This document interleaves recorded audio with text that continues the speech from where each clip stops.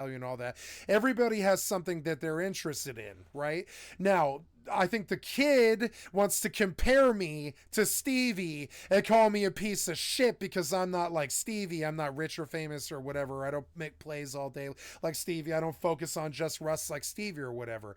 But honestly, it should be more like, why did I ever see the kid? I should only ever see people who are interested in seeing 1 to 2 to 3 MMORPGs at once. Right? And if you don't know what your shtick is yet, you have to deal with kind of wishy-washy people who aren't that interested in whatever your subject titles are, because you can't entertain all the people all the time. And so I think there's a lot of issues with the algorithm with Twitch. I think there's a lot of issues with steering the people to where they actually should be. I think there's a problem with swipe left, swipe right that isn't there, that should be there, where instead of like the piece of shit fucking stream sniping, cock sucking fucking asshole and I getting into fucking shitty ass fights like this, right? Instead of that, the algorithm just steers him off to somebody that he actually wants to see, that immediately entertains him all the time. And then when he's bored with that person, it takes him to somebody else, right? And at no point does, like, the algorithm should not accept that he's sitting around my channel trying to hate watch. It shouldn't do that. It should move him on. It shouldn't force him, but it should technically, maybe it should maybe even force them off the channel. They shouldn't be allowed to sit there and hate watch. I think that's counterproductive to how entertainment works. Sure, I'm sure that some of the success around my 600-pound life was that a lot of the people were probably sitting around hate watching it, but I mean, like, honestly, where their success should have been was only people that live 600-pound lives. And I'm sure there's a lot of people like that on the planet. Enough probably not to fund a television show like that, but that's probably what they set out to do. Reach other 600-pound people who are trying to change their lives, right, or whatever. Was it? I think that was my 600, my 400. Was it 600? It was 400, I think. My 400-pound life or whatever it is. I forget what the show was.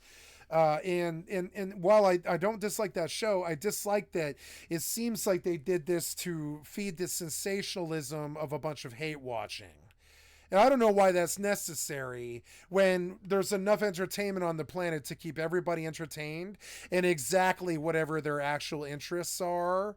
And if you don't like the streamer, be siphoned off to somebody that you do like. Why are we hate watching in 2024? I would say that now in 2024, as of January, it's brand new like this, but I'm going to say it first, right? I really think that if you're hate watching in 2024, you are a fucking moron. You're a fucking moron.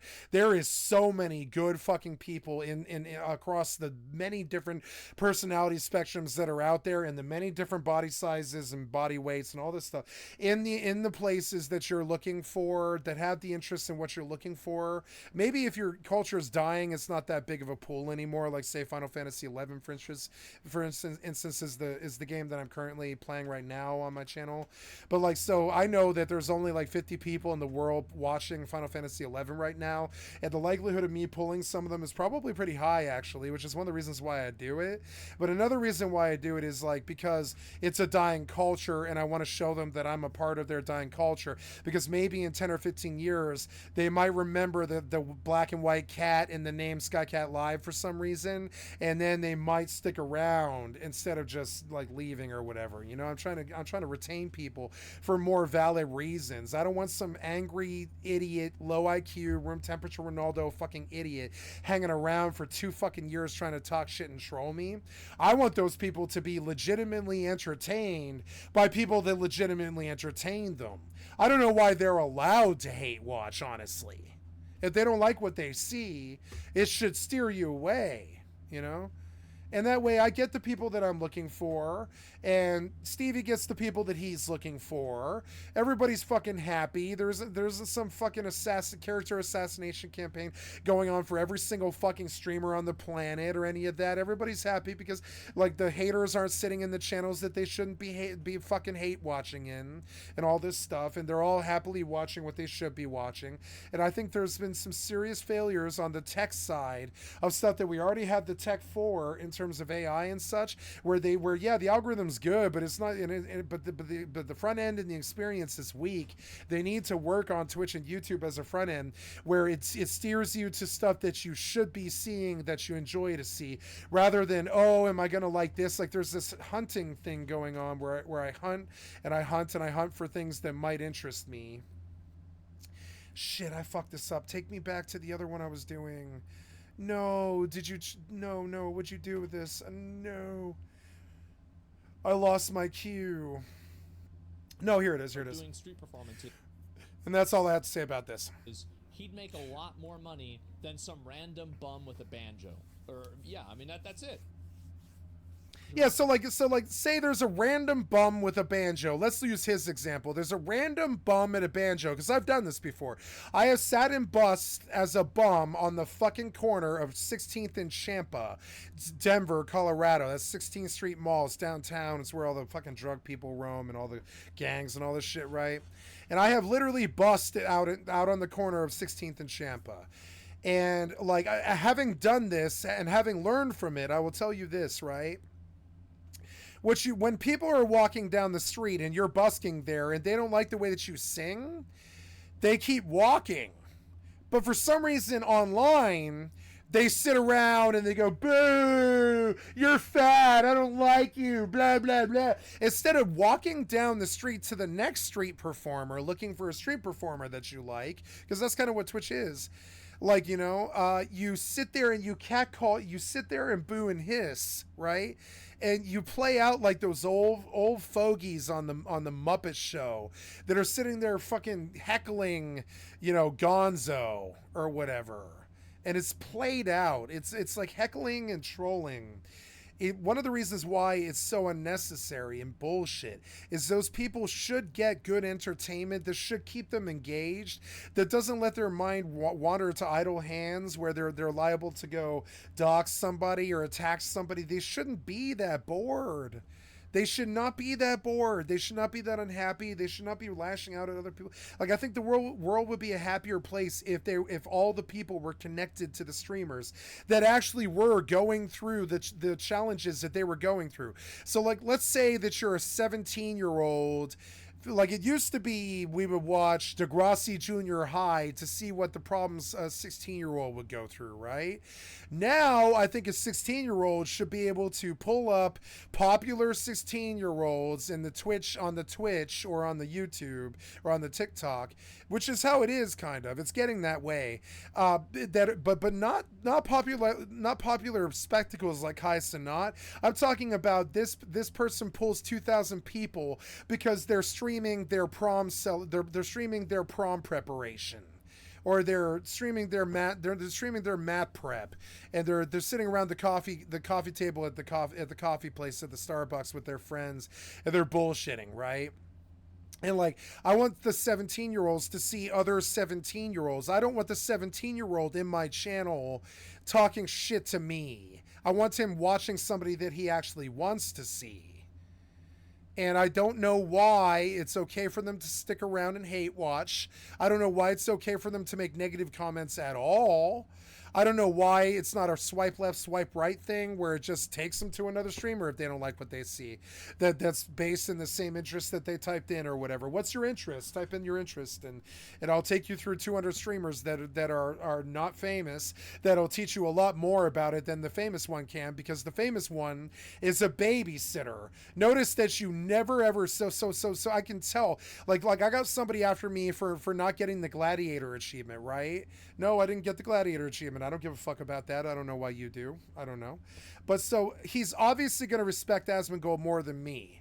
But see, the difference is I play more WoW than Asmongold does and always did, you know? So why would you respect somebody who plays zero World of Warcraft over somebody who just capped a rogue and just capped a feral and will cap more and just keep going? You're going to respect Asmongold more. I get that. He's skinnier, he's more attractive or whatever, he's richer, he's more successful, he's been at it longer. There's lots of reasons, right? But there's no reason why you should be in my channel hate watching, tossing negative comments. I don't really see why that should be a reality. it should always be, oh, you didn't like this? Okay, sorry, that's our fault. That's not the streamer's fault. You're just in the wrong channel, right? It's the problem. It's not that the streamer sucks necessarily. Like, for instance, like I remember the guy who got attacked for being RuneScape guy who got attacked for RuneScape player RuneScape old man accused of pedo, right? There was a RuneScape and there was an over the pedo, right? So I watch a lot of H3 every night. And so this poor old man, some stupid ass troll convinced this poor old man's like I don't know, 500 viewership or something like that he had sex with a child or something like that, which was just patently untrue. It just wasn't the fucking case. And my issue with this is why is some 15-year-old kid watching an 87-year-old dude, you know? Why, like, now, why wouldn't it just be like the 87-year-old RuneScape players, like old people? It shouldn't be like some 15-year-old kid trying to take shots at an old man. Why is it like that? I don't understand it. It's like a failure of the fucking system. If you can't entertain the kids, well, what are you good for? And so, yeah, we'll pay you, you pay us, we'll pay you a fee to work for you, and you charge our constituency, you charge our customers a $12 fee a month to play Twitch, and then Twitch is completely rehashed, and every streamer is like sussed out on an interest scale. And it steers you accurately to the people that you should be seeing. And you guys need to up your customer support game, because right now, like, honestly, how hard it was to find a Lego creator is just frankly goddamn sad. Look at this. I can type in Lego creator to Twitch. I'm not going to get it. You know what I'm saying? I'm going to get like a bunch of bullshit. Like honestly, finding the streamer that you actually need to find is actually a lot fucking harder than it ever should have been. Twitch definitely dropped the fucking ball when it comes to that. Now, I'm not Twitch. I don't run some giant conglomerate. It's easier for me to take shots at them up there. And I'm sorry. I realize that's a cheap shot. But I mean, like, really, it is the case. You guys mishandled this and misappropriated the way that your crowd interest works. And so then you got these, like, you know, you get these 40-year-old boomers like me and Ninja's channel talking shit to him because they're like, look at this young hot kid I'm jealous of or whatever, right? And then you've got 15-year-old kids in my channel talking shit to me when they belong in like Stevie's channel or somebody, you know, or some fucking Minecraft streamer's channel. They don't belong here. Why is that the fucking case? Why are they so unhappy? Why are they so bored? Why can't they find a good streamer that actually entertains them? Why can't you seem to connect them to them? Why isn't the streamer getting paid even for 5 viewership? Like, really, I'm talking like paid. Like, why isn't the streamer getting paid for 5 viewership if those people are loyal, you know? And people would care a lot more, but instead it's like those 5 people are expected to sub $5 each, and then you're just supposed to get more and more people in your channel trying to toss $5 at you. It's actually kind of crazy to say that everybody who comes in your channel should toss $5 at you. It's kind of crazy. Thousands, if that were true, I would be a $20 to $30 million per like streamer right now. It's kind of crazy to say that, right? But what I am saying is if I have 25 viewership, I should probably make $25 instead of begging the 25 viewers for $5 and maybe capping out at 125 or something, or whatever, you know, 125 or something like that. How about you pay me, like, if I'm putting 25 bucks in the seats a day, pay me $25 a day. That's a lot fucking better. It's a lot better than begging them for $5. Give them Prime subs. Give them 50 Prime subs with their nice $12 package, and let them toss them to us and stuff, like, so you can show your follows an actual interest. And and definitely enforce the social contract where it shouldn't be possible for somebody to hang around the stream of somebody that they don't like. If the negative comment should exclude you from that channel. The social contract should be so fucking severe that if they make a negative comment, the algorithm is like, oh no, sir, it appears that you are in the wrong room. This is it's like that old Simpsons joke, when Homer is teaching is teaching at the community college, or not the community college, but yeah, at the community college. And he's doing classes at the community college, and one class is like Mo teaching how people how to spit tobacco, and the other class is how to have a successful marriage. And so one guy walks into the successful marriage stream, and he gets tobacco spit in his face, right? And Mo is like down the hall, and it's like, that's the thing. The guy looking for successful marriage tips and somebody showing them what a successful marriage looks like should never be in the tobacco class, yelling at the tobacco streamer who's spitting tobacco on him and calling him an F word or something like this, right? That's a problem with it's a problem with Twitch. It's a problem with the TikTok generation. They're addicted to watching things that they hate. And okay, you want to cancel something? You guys want to cancel everything? Cancel the fact that you hate watch everything and only watch things that you actually like. Why the fuck would you hate watch me for 2 years trying to talk shit and troll me? Unless I fucked your mother in a previous life, which I'm sure I did. Fuck you. Analyst leader, so fucking good. Listen back. Dude, no, this guy's absolutely fucking nuts. Yeah, I'm sure I fucked your mother in a previous life. I'm sure I did, or whatever it is. Really. But still, you probably shouldn't be in my channel past 10 minutes. It should have swiped you left a long time ago and tried to engage you. Let's say your interest is cyberbullying fat old streamers, right? You should be in a channel right now of dudes who like to cyberbully fucking like 40-year-old streamers. You should not be in a 40-year-old streamers channel. Like the social contract should not permit you to do that. You should see some clown on the deep web trying to tackle 40-year-old boomers for their fucking welfare checks or whatever, right? And you're like, haha, here's a true master troll or some shit, right? He's taking them for their welfare checks or some weird right-wing boomer incel shit, right?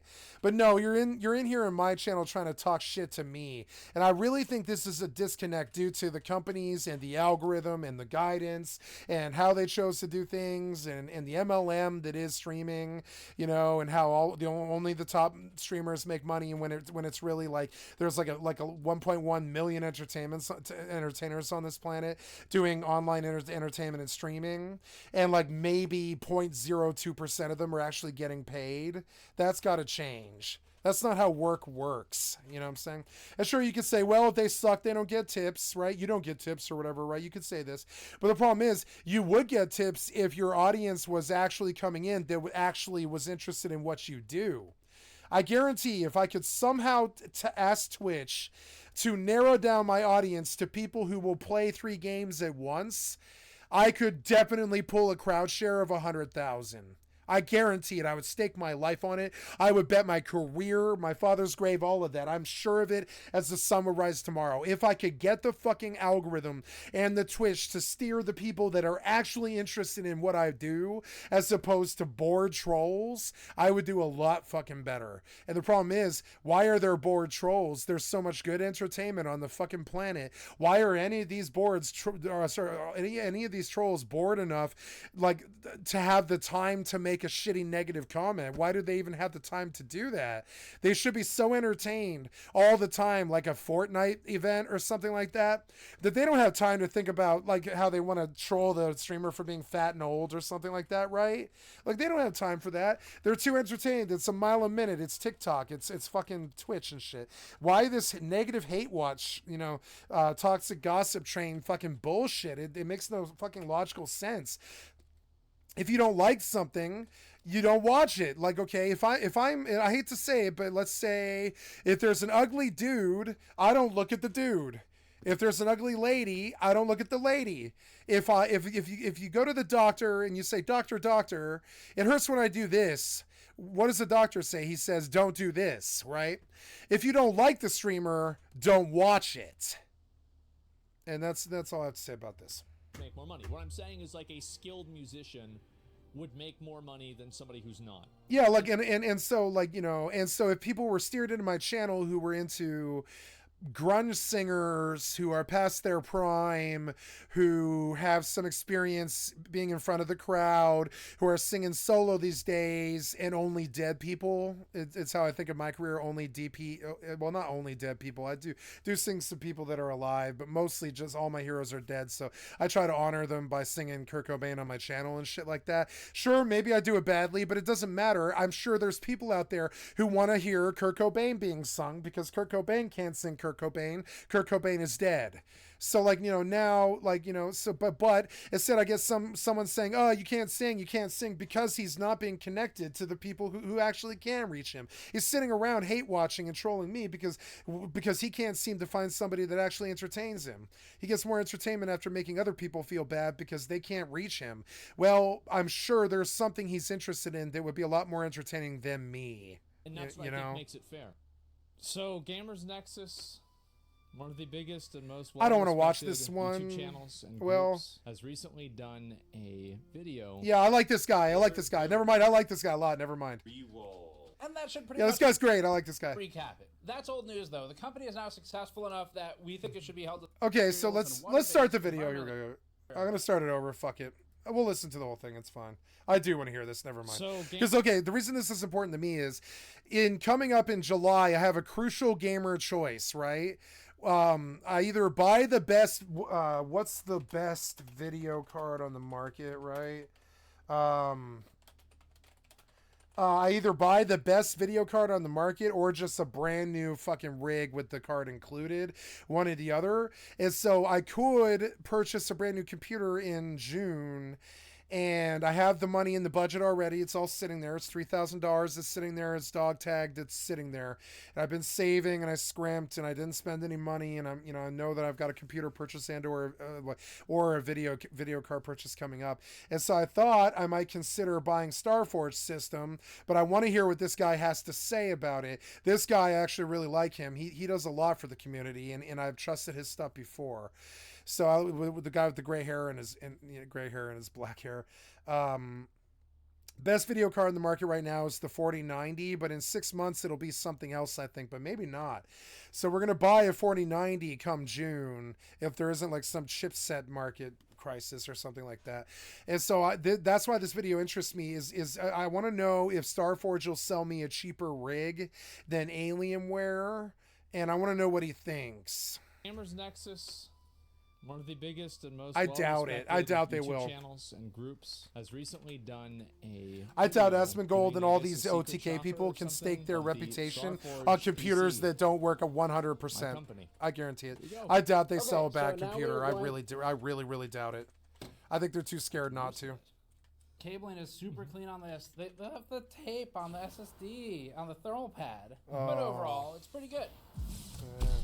Okay. We secretly bought a. All right, bro. Because for a second I was stressed. Yeah. The first fucking like the clip. tape on the but I mean leaving the tape bro, on the. All right. Well, but I mean, but it's a thermal heat sink. Like if you put tape on it, the tape will melt and fucking put a hole in the motherboard. It's actually kind of a bad mistake to make. You know, it is. I mean, it is. I'm not stressing out yet. I'm stressing out. I didn't like what I just heard, actually. And it was actually kind of difficult to covertly buy this one. We had to buy it through a secret agent in another state. But of course, this was all to ensure we got the full customer experience. Good. And having it not even in the same state really makes sure. Bro, like their cabling and shit is fucking nuts. Like I didn't even know you could do this with a PC. Like, cause you look at my PCs that I've made. Bro, that's just like it looks like a snake nest. This system has an i5 13600K and an RTX 4070 in it, and is currently about $1,950 on their website. This game, $1,950 for the 4070. See, so this PC, by the way, it can run. It can run World of Warcraft Classic. So if you need to play Wrath of the Lich King, this one will let you do it. Or Season of Discovery. He's making fun of the fact that the only game that most of the people on his channel play. or as WoW, which doesn't require much. Got our system and started testing at the beginning of November. This review will go through acoustics in our hemianechoic chamber. See, I want a new card and a new computer and 64 gigabytes of RAM, but I already have like a 4.7 gigahertz computer. They haven't really made big changes in this. So, like, you know, really all I need is a newer video card that can handle these 3 games running at the same time. So I think I'm going to buy a new video card, not a new system. But if I do buy a new system, I'll do it from Starforge, I think. The lab and the usual packaging, BIOS, and software inspections. Yeah. And because we expect that some of the viewers to this video, since it's a pre-built review of Starforge, will be maybe new to the channel, each of these sections will have a little bit of an explainer on methodology as well. Okay, let's get started. Before that, this video is brought to you by us and our new limited Disappointment PC t-shirts on store.gamersnexus.net. These shirts are the best way to support us and our testing and educational content while getting a fun way to recap another year of chaos in the PC hardware and gaming industries. The front includes an exploded diagram of a RAM stick, and the back has a final representation of memory architecture right down the middle. We launched these in both cotton and charcoal heather, and for the first time in years, we were able to get the price down as low as $20 for cotton despite rising costs. These shirts use comfortable materials and water-based, environmentally friendly inks while offering a fun band-style tour date list with 2023's releases and events. Grab one on store.gamersnexus.net to support us while getting a unique, limited shirt in return. So this is the system we're reviewing. They call it the Horizon 2 Ultra. The SKU gets updated every now and then, so for example, we noticed that Starforge sometimes changes the liquid cooler in it. Yep. But overall, it's mostly the same computer. Even when there's small revisions, we assume it's just due to parts availability. So, we're reviewing the Horizon 2 Ultra. Seeing that fan reminded me of something. Remember how I took my car to get it fixed the other day? Well, it's not fixed. The same problem is still happening, and it died in the McDonald's drive-thru last night. Completely random, has nothing to do with the video. But yeah, and you know what's really funny about that is tomorrow's Saturday, and I'm not going to be able to get it fixed probably until Wednesday. Isn't that awesome? Time to get a new car? I will be getting a new car very soon. Then, and as some brief backstory, Starforge was founded by former Artesian Builds members. True. That whole story quite a while ago. So some of the former employees who escaped from the collapse of Artesian Builds went to form 2 different companies. There's Phoenix PCs, which is the smaller of the 2. It's run out of a house. Then there's Starforge, which is a whole big operation now. Starforge found its funding from big-name streamers and is owned by OTK, which is a streamer group. This consists of familiar names like Gold, Soda Pop, and others. Now, to be clear, although these are the others of the company, thank God, bro. Who are those others? Forge is effectively its own entity. It has its own Gee, I wonder who's big in OTK. And so it's not like the streamers. Miskiv is big. Miskiv, I think Miskiv is. I think Miskiv is bigger than Asmongold. Actually, he's got like the same. I don't think he has the same amount of subs, but he's got more interest. I think he runs OTK. Is this the one? I think I need to take off. I'm sorry, guys. I gotta go bio. I'll be right back. I won't be long. I promise. No way. Sorry. Just slide the glass up, but it doesn't. I got CEO, by the way. I'm literally texting the people at Starforge in this video. Shut up. How does that take the top up? You might bleed. No, not yet. Probably for the best. Company easily is doing millions. Hey guys, I've made my own PC. I've made multiples of my PCs. Me too. You can see all of my PCs over on the PC graveyard on the other side of my room. Yep. That's where I put all my PCs. They're footrest. Yeah, it's a footrest. That's the PC I made. In revenue per year now, many millions, and it like the best. Company easily is doing millions in revenue per year now, many millions. And it likely has outpaced even Artesian, which itself was surprisingly successful before its nosedive. If you don't remember that story, here's a quick reminder. Oh, and there's the re-roll. And that should pretty much recap it. That's old news, though. The company is now successful enough that we think it should be held to the same standard as its peers in the space. We've reviewed a lot of SIs now, and this is going to be another one of them. That's true, right? I mean, because like the thing is, if we can't meet the same quality standards that other people can, we're never going to be able to evolve beyond just selling to like our fan base. Which is like that's not a good thing, right? Like why would we want to do that? Like you want to be able to continue growing. So this is a good thing. For us to review in depth. So, one quick note as well. We recently visited Starforge. They had no idea that we'd already bought a system. They didn't know we were working on a review. Forge, they had... Oh, yep, there it is. They took down the Vaporeon. Oh, God.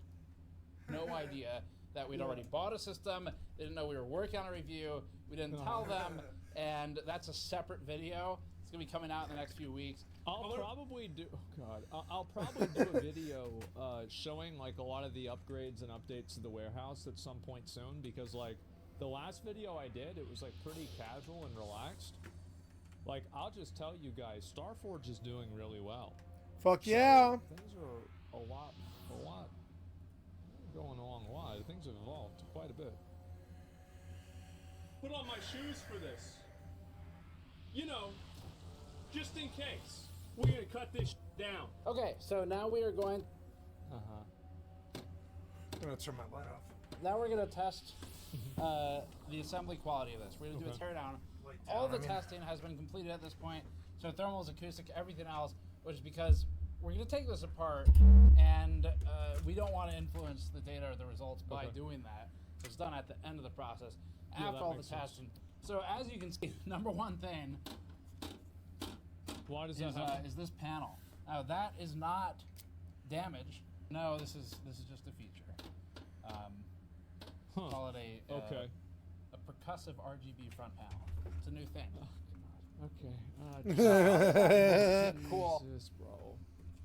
I wonder what we can do to address that. If that's even something that needs to be addressed, I don't know. I don't know. I think it's a case. I don't think it matters. I'd have to touch it to see it. What's wrong with an acoustic case? I don't. extremely well Am I using it like a drum? I mean, I don't care. So Starforge did well with that aspect of things. So using a deep cool black case fan from back. These are cheap, basic, very simple fans. This is like kind of dollar bin supplier type of fan. In the front, they're using 3 RGB fans. So these are 12 volt, 0.12 amp fans. The blade spacing is very far apart, and so to try and compensate for the lack of blade count, they're actually steepening the angle to go at a more aggressive angle of attack into it, which has some acoustic trade-offs that we show later. He's talking about the fans being like this and not this, right? Like, yeah, okay. That makes sense. Cable combs on it, that's a nice touch. It's something, to be honest, I never even thought about it, but like the moment I hear it, it immediately makes sense. Sure. A little bit more expensive. Certainly that's past the consumer, but as far as things that an SI can do to try and provide additional value, that is one of the better ones. Backside here, so cabling is super clean on this, very methodical. I can't believe, like, whenever I watch Ariel do the cabling, I didn't even know that shit was possible. Like, I've never seen a well-cabled PC in my life. On until the then, cable routing, I just electrical always tape got my own, you know? employed over the RGB connectors, which we think is a good thing. Let's look at the internals now. So if we rotate this around, I'm gonna lower this table. Skill It's been a points. while since I've used these Yeah, 32,000 skill points. Oh yeah. The deep cool cooler is obviously dead center, except they've got the Starforge logo on it. Internally, got an MSI motherboard. We'll look closer at that in a second. We'll be talking about BIOS later in this video as well, since I've already inspected all that before the teardown. RAM, they're using 2 sticks, and this is important, they got them in the right slots. Let's just look for... Yeah, I think that they're supposed to be in slot 1 and 3 or 2 and 4, right? That's my understanding of RAM. They're not supposed to be next to each other. Yeah. 2 and 4, yeah. Oh, oops. I was already blue. done? No, Oh, I no blue was. there. Oops. Okay, well, that's good. Oh, damn it. We're doing better than Walmart. Ooh. There's a blob of hot glue in there. What? Okay, so for fan configuration, they're going brute force intake at the front here, so it's 3 intake fans. Probably some of the worst possible perforation you can have on a panel. There is absolutely no ventilation through this panel. The reason I can still breathe is because of this side intake. Yeah, that doesn't look like it does shit. And there's not a ton of room in there. It's like maybe about half an inch, 3/4 of an inch between the front panel and the actual front of the mount for the fans. Okay. But that's where the air is coming from on this. This is how you rate front panel ventilation. Is porosity is phenomenally low. It's like actually impressive how low it is. But Starforge is able to brute force a lot of this just because the count of fans, plus the holes in the side, plus they're using an AIO for a 13600K, which is a relatively low heat producing component. Generally speaking, you'd be fine with something like a Peerless Assassin, but in a pre-built, this can make sense for other reasons, like not levering the CPU and the socket. Okay, yeah, I don't know. Like, is that something? Because like, obviously, he's saying it works, right? But I wonder if this is because like it's hard for me to know like which things are things that are worth like addressing and which things are okay but not perfect, right? So that's yeah, I'm kind of thinking about like, yeah, which one is this? This will probably be a conversation. Okay.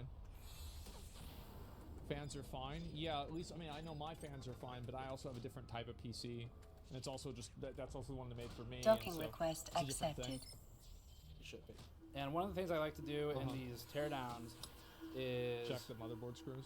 First, just check for if any screws are loose before I begin taking them out. And that one's actually, that's a little loose right there. It's got 8 screws, and right? This is really only to see if they're really tightening everything properly. So 4? Really? Look at the thermal paste application. Oh, there were more. In terms of thermal paste, they have relatively full coverage of the whole IHS, and that includes past this silk screen from so one of the screws was loose. Okay. Application, whether that's Starforge or Deep Cool. Contact is overall. There it is, last load. Ask for on an Intel CPU. So. All right. Fuck yeah. Great. Finally done with all this transport. I'm the Fucking kind of sweet. person that is afraid to put thermal paste on things. I will be honest. The most I ever did was install a liquid cooling system. I think that was it. I think maybe I did thermal paste one time on that. I don't remember. It was like 2014. Maybe 16, 15, something like that. I was just asking Mike to look at the screws and tell me what he thinks. Your inventory is full. I noticed I can... Counterfeit Yeah, this one's definitely not screwed in all the way. So now we're up to 2 screws that were not tight enough. And this is actually super loose as well. Okay. That one I probably could move. That one I can move by hand as well. So that would be probably the #1 place for Starforge to work on this a little bit, is attention to detail on the torque, but also in this case trying to actually get it to leverage both sides of that channel. And this one is also loose. You can see it's not a whole lot there. So the rest seem okay. Okay. I require more appendages. Yeah, that's because I think to myself, like, can something like that happen during shipping? And if it can, what can we do to make that not happen as often? Also, like, I'm actually very curious. Yeah, torque limiting screwdrivers would fix that. This is completely normal after transporting. It should be done anyway. Factory worker myself, I wouldn't hold against anyone that's on the line. It's a Monday or Friday job. Well, it's very hard to say. I mean, this is always like, this is what my perspective is with a lot of this stuff. Is that, and I remember, I think Linus said that, and like this has been a very common opinion that people have about pre-built PCs, is that a lot of times they do get damaged or something like that in transit. Yeah. Like this is just a reality. It's the same as anything gets damaged. Yeah. But like that will happen, but how can we make that happen less? And like that's why, for example, if you saw at the beginning of the video, that's why we have the padding around like the different motherboard and everything. Because I think that ideally, the reason why people buy a pre-built PC is because they don't want to build it themselves. So every single thing that the user has to do outside of just simply turning it on, this is a thing, this is a problem that we are looking to solve. And obviously nothing's going to be perfect. There's never going to be 100% success rate. But like, yeah, I do take this. Like overall so far, I'm not really that stressed, right? It was a few screws problematic and like this case thing. I don't know really what to do about this. But at least there's been nothing that's like crazy fucked up. And I'm glad about that so far. I'm very happy about that. Agree using consistent torque would be helpful. Yeah. There were a couple of other things that like I had thought of. Obviously, I don't really like speaking a lot for the company in terms of like process. But you know, there were things that I had thought of, like, oh, maybe we should try this or try that, in order to make sure that like things are done in like a more particular way. Yeah. Well, I mean, hey, look, guys.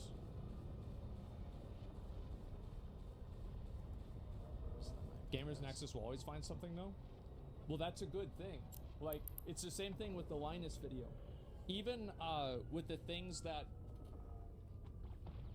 like, even with things that we might disagree with or might be something else's fault, like, we still want to know, like, I think people might not really understand this a lot, because I'm very much like, I don't really take a lot of criticism from people, like, on a personal level. Nope. Like if somebody says something or me neither, I won't do it. I would like, oh, motherfucker, because I don't do it to most people, and to, like, you know, I do it to some people.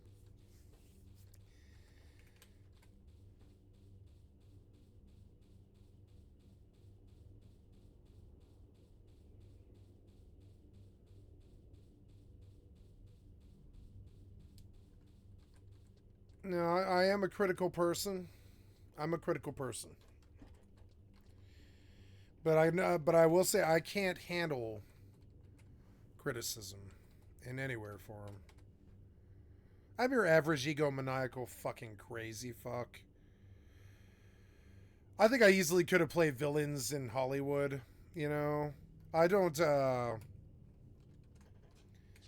illusions about who I am or you know.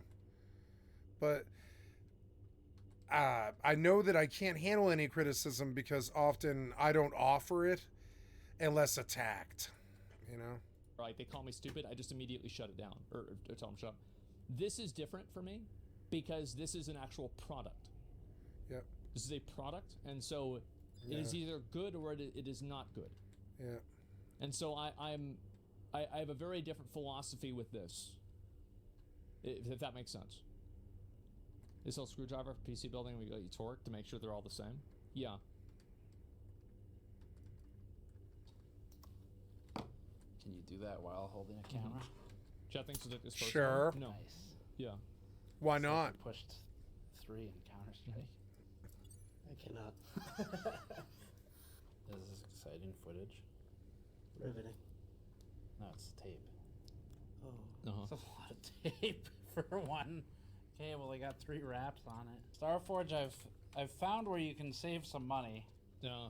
Although it is Using too much appreciated tape? for keeping things secure. It's free. Okay. All we care about is that it's fully socketed, Right. and it is. Wow. Okay, great. This is really That's a big deal, right? Is because making sure that, like, for example, the graphics card and the RAM is actually in, because, like, you remember with the first Linus video, there was a connector cord that wasn't fully connected that was inside of the PC. And, like, personally, again, to me, problems that are inside of the PC are much more important to solve versus problems that are outside of the PC, like a screw being loose on the top of the case, right? Because people, again, buy pre-made PCs for the explicit purpose to not have to open them up. So yeah, to me, I'm very happy about that. And like, we did have a number of conversations about that afterwards. I am impressed by the care they put Thank here. fucking God. This cable, Sysfan 1, Yeah. is routed up under. So someone went through the effort of routing it under rather than going the lazy path, which would be maybe like shoving it in between these two, where it would eventually just probably pop out, and then down here. There it So is. that's really well done. That's Let's right. check every single All right. screw. There we go. That's loose. That's free spinning right there. So I mean, maybe we're moving a little too quick in the PC building area, assembly line or whatever. It's another one of these fucking screws. That's now, Yeah. What are we up to, like 3 or something? So there are screwdrivers that automatically do the same torque. Is that correct? Screwforge. Okay. Yeah, I will look into that tonight. And the real problem with these when they're interior like this, you know, like check this out. We can spin it with the magnet. So Oh, it's obviously not screwed in. Yeah. so that needs to be tighter. Yeah. And the problem with the interior ones when they're loose like that is if they rattle out over time or gets knocked in shipping or whatever. Just well, the wrong here's way. the reason why it's problematic. So let me explain how it's problematic and what causes this to be an issue for us on a purely functional basis. If we sell a PC to somebody and this screw comes out and it's making noise whenever they move the PC around, the user will think that the PC is broken and they'll send it back to us, costing us money. So this has a direct, it has a direct negative impact on us potentially. Which means that like whenever somebody sends a PC back, usually we send them a PC in the interim, or if for nothing else, we're paying for part of that. We're paying for customer service, etc. Yeah, this is a direct financial impact. So yeah, this is very serious. You can potentially under or over torque a screw. Oh, I understand that. Is the quality of the screw a factor? I'm not sure. I think that for a lot of these screws, they're provided by the people that make this motherboard. Whenever I bought motherboards in the past, the screws have been included with the motherboard. As soon as that becomes a I've floating seen screw in enough, case, and now I'm you have a inclined to short skip the waiting to rest of the happen, video. Which, at the best possible side of things, causes a shutdown, and the customer's not sure why. I want to hear what he has to It's fine, the worst say. possible exceed them, it did Okay. fine, which is really about as good as it gets for a pre-build. Right. For small features like the cable combs, they exceeded our expectations. Great. For overall attention to detail, we would say that the Starforge system failed to meet our expectations. That would be things like the SSD peel still being on the thermal pad, yeah, for and sure. like the screws being For loose. sure. So that's what judges that aspect, or could become a short circuit, which is going to be a problem True. for them. BIOS was nearly perfect for a pre-built, so that was Great. excellent. The fan curve is a place for improvement. It wasn't bad, but it's underutilized, and they could tune it for acoustics if they cared to. The Starforge PC does remain one of the better assembled that we've reviewed. It passed thermal acoustic tests, Yes. BIOS, and software All setups, right. and it didn't have bloatware. I'm actually happy enough with this one that I'm going to give it to someone once we're done with it, which is rare, because I don't want to become tech support. So, yeah, that it speaks to it a little bit. That Yeah. I think I'm going to hand this off, and probably it won't cause any problems for me, which is Thank a good God. thing. Overall, this is well built. Its failings were far Yes. less severe than we've seen in many other All pre-builds. right. Using prices as of December 23rd, the price breakdown for an exact like build against their current iteration of the Horizon 2 Ultra has the cost to build at around $1,400 before factoring in the custom cable extensions Yeah. and some really small extras. If we're generous, let's call it $100 for random accessories like cable combs, extra sure. fans, LEDs, and extensions. And this is ignoring that you'd probably use a cheaper tower cooler instead of going DIY. So, like for like, their markup's about $450 plus get or some minus water. $100 on a similar system as you might make. As long as they're reliable, that's fine. You're paying for warranty and support consolidation, competent assembly if they can fix some of these issues, and it being done right. Yeah, so you don't. we offer quite a bit of a warranty, and I think that's really the main thing that, like, for example, like my dad, you know, as I said, I was talking about at the beginning of the video, like my car. My dad really wants me to buy a brand new car because the brand new car has a warranty. I'm not sure that I'm going to do that. I kind of don't want to do that because it's a lot of money, but it's like, that's kind of like my perspective with it, is that making sure that, like, giving people peace of mind, I think, is the most important thing whenever you're buying an electronic, especially like a PC. Because, like, I think that you have a few things that are, like, really, really important that you want to make sure always work. Your refrigerator, your car, your computer, and your phone. Is there anything else? Toilet? Yep, definitely, probably a toilet as well. Your internet? Your air conditioning. Yes, the air conditioning. That's another really great example. Yes. And so, yeah. And those are things that, like, we try to provide as good of service as possible, because no matter what happens, there will always be, like, something gets dropped in shipping, somebody makes a mistake in building, the user drops it, something happens, right? And we want to make sure that, obviously, whenever people send a PC back, or they need to have some sort of, like, support for it, we're able to do that. So, like, yeah, that's, I think, probably, like, that's one of the big values of buying a pre-built PC. Don't have to do it. We've seen less markup on iWiFi and CyberPower. We've seen a lot more markup on Origin and Main Gear. So Starforge lands somewhere in the middle of the SIs. Okay, great. As we review. There For it the is. computer itself, you've got all the I don't think I need. details. I don't think I need a new computer. I think this thing has the same exact stats that I have. except for the 4090. That's it. The 4090 is the only difference. I have a 3060 Ti. That thing is a 4090. The rest of it, I have the exact same specs. So I think I probably only buy a card. Hopefully by then I can get a 4090 for cheaper. See how much a 4090 is right now. I'm gonna start looking at this every day.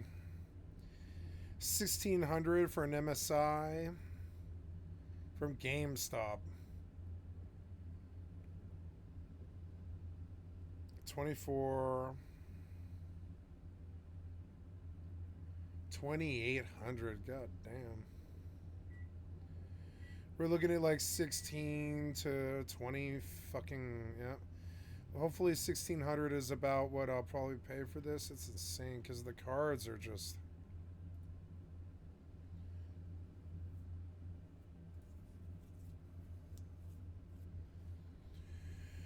$23, $25.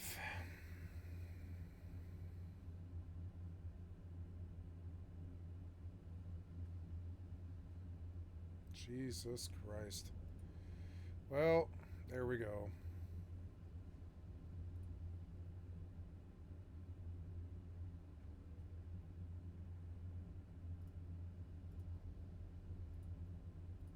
Almost nailed it. I mean, if that keel had been removed, the screws, which that just starts to cause process concerns. We're like, okay, what other stuff might they miss if they don't have the right process control in place?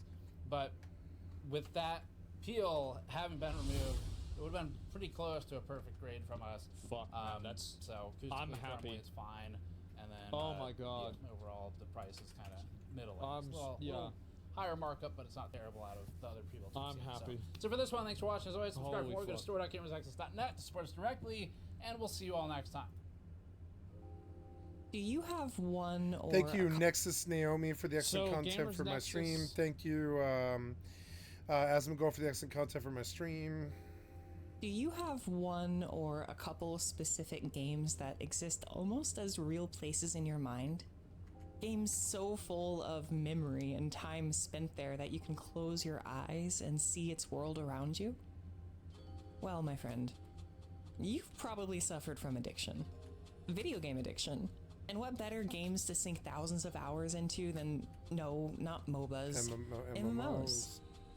Today we're getting sweaty. Academically, that is. We got a whole ass investigation to look into. If you're one of my few followers, thank you, I love you and appreciate you, you are the best. Then you probably watch me for my FPS games videos. Why the fuck am I making a way too long video on MMOs? Well, I'll tell you why. I fucking love MMORPGs.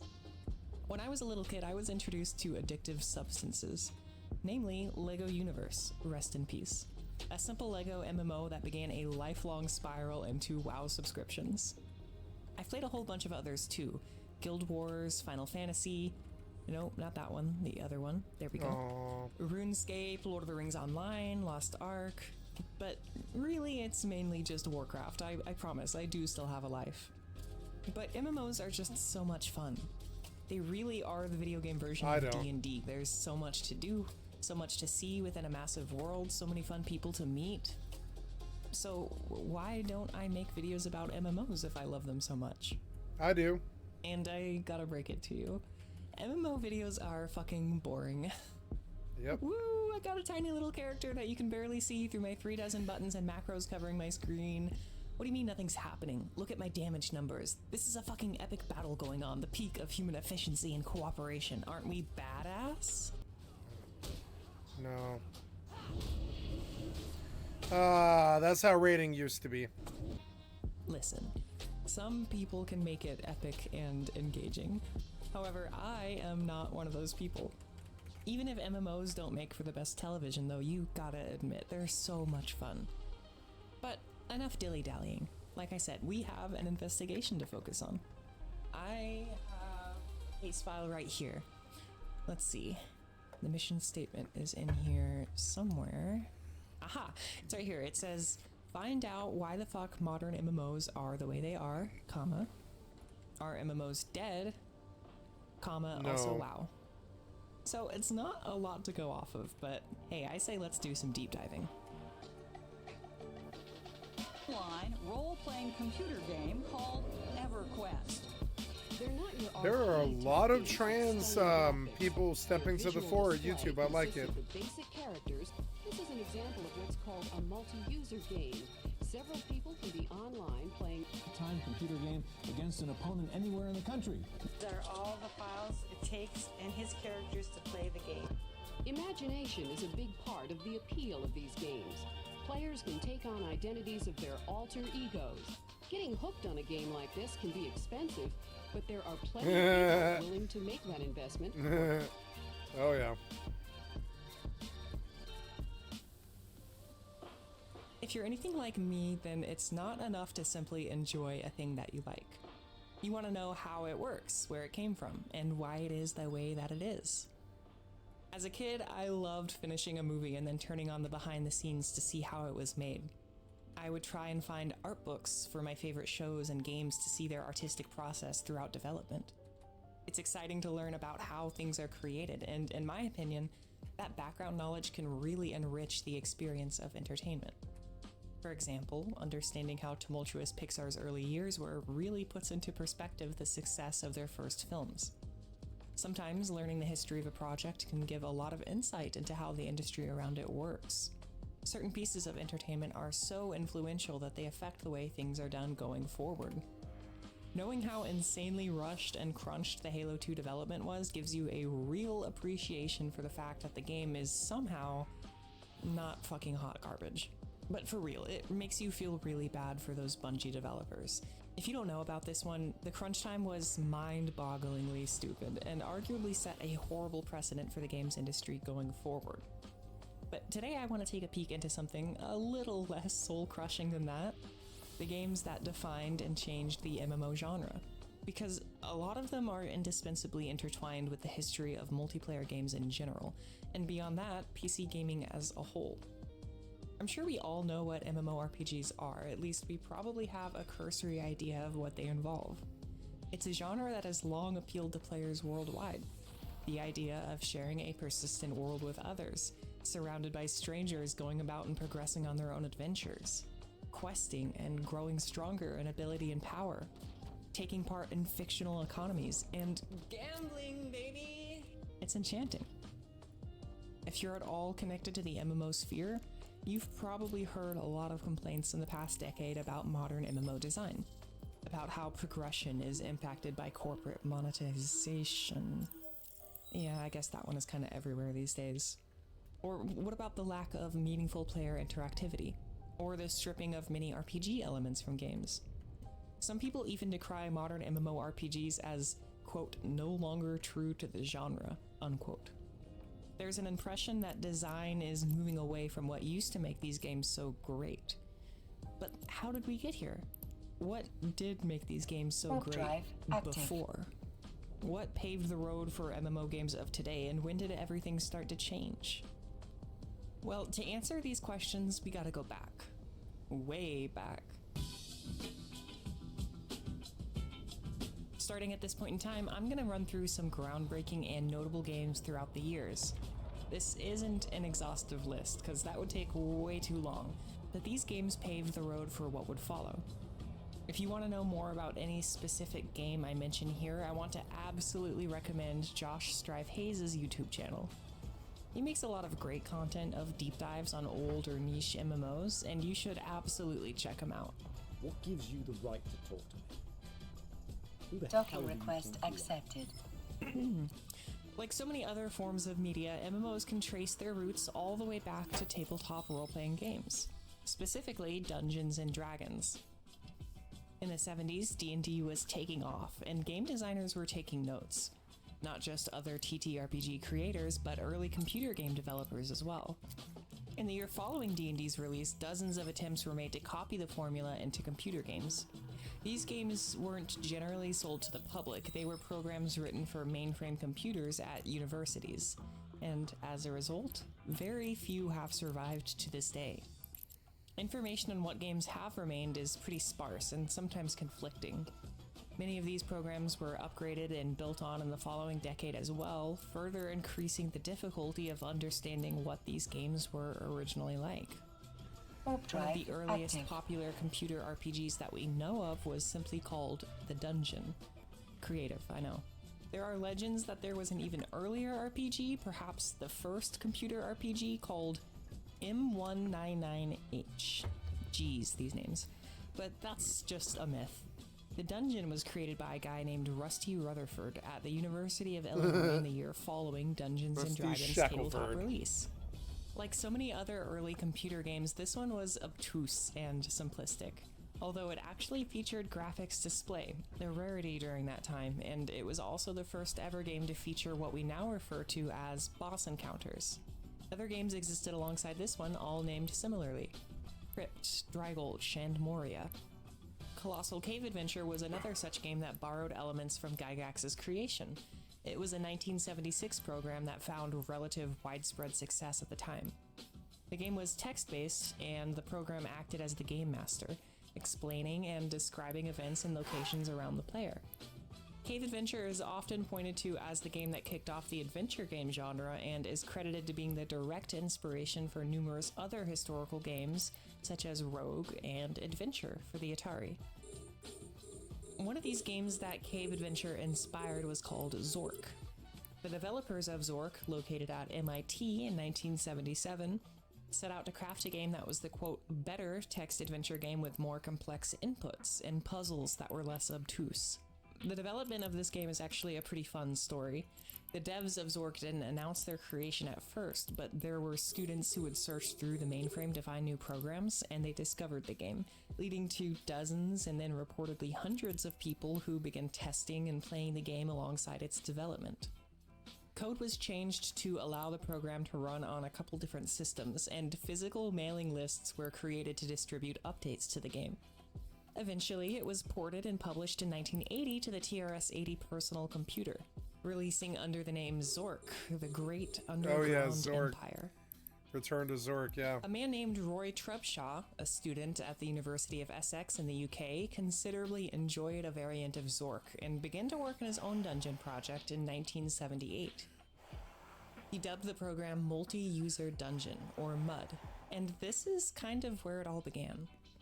MUD, or MUD1 as it came to be called later, ran on the local University of Essex network and became widespread there when accounts were created to allow students to connect on weekends between certain late hours.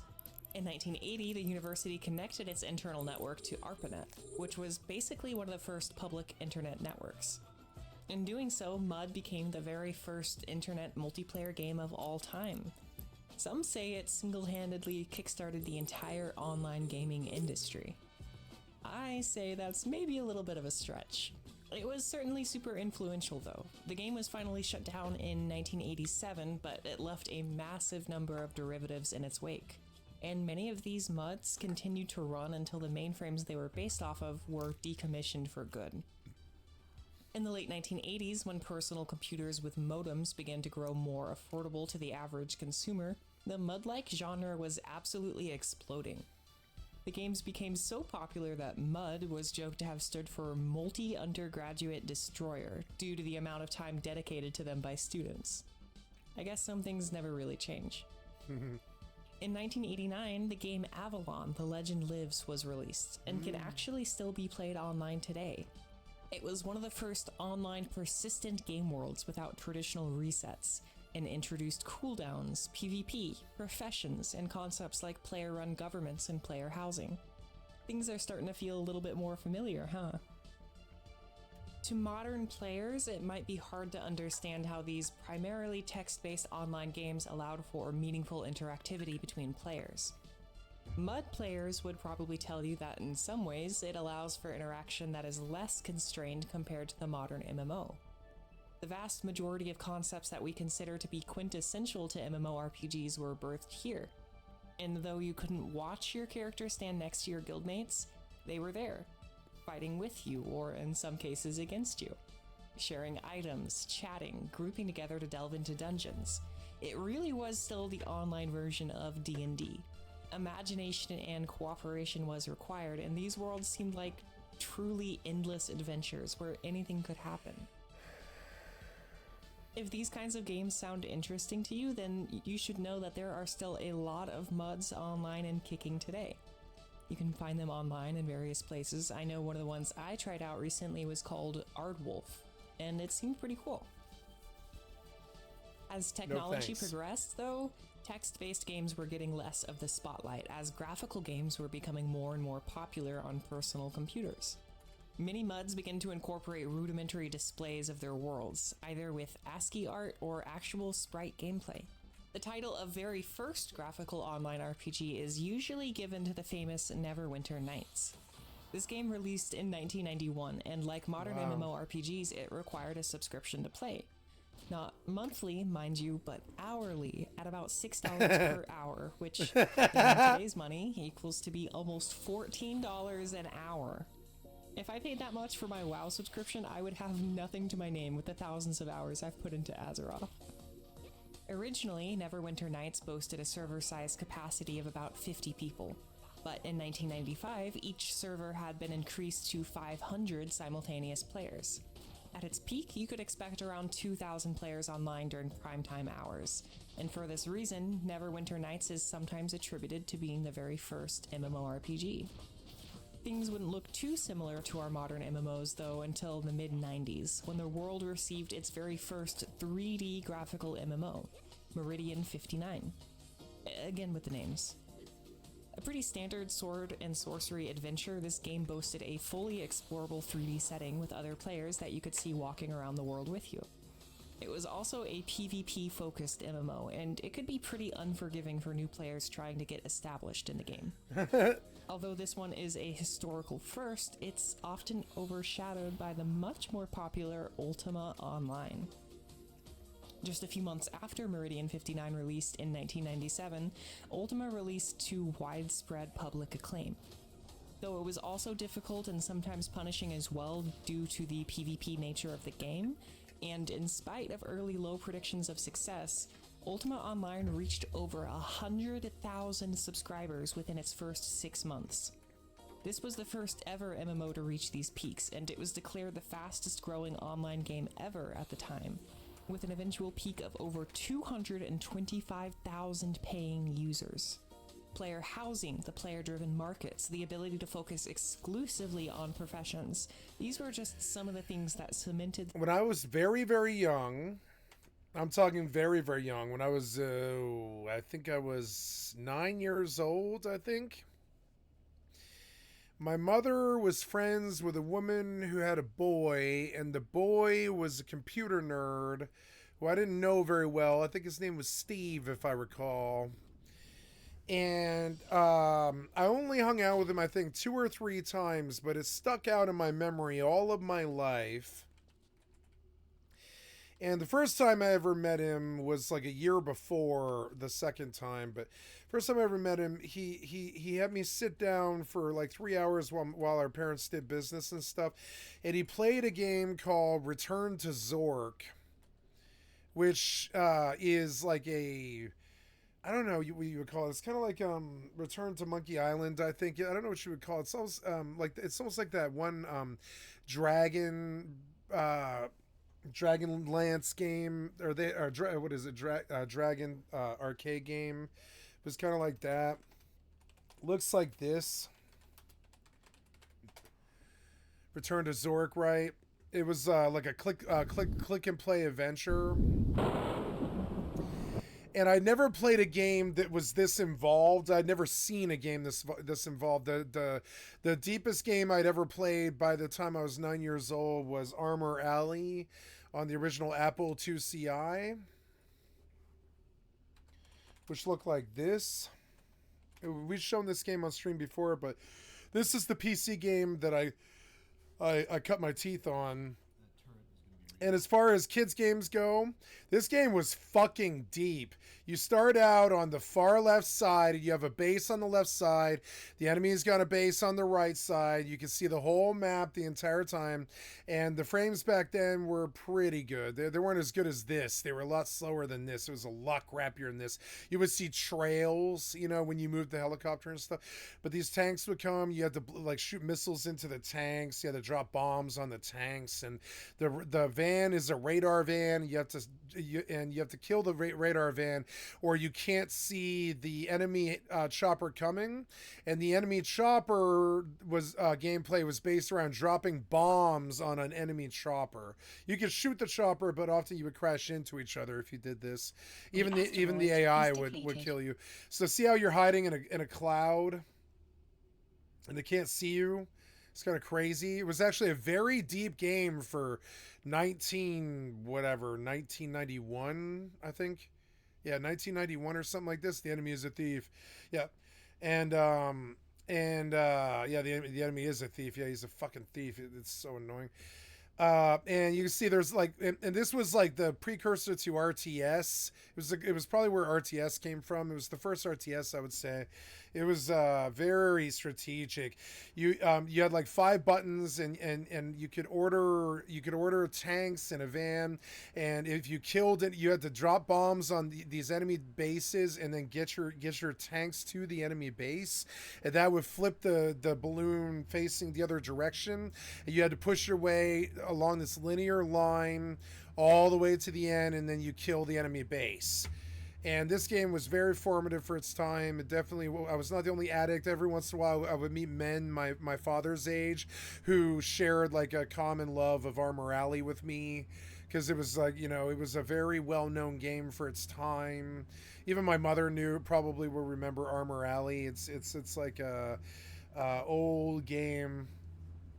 And then and so I met this kid named Steve when I was like 9 years old, and I hung out with him when our parents were doing some business or something a couple times, 2 or 3 times, and he stuck out to me as the first PC gamer I had ever met.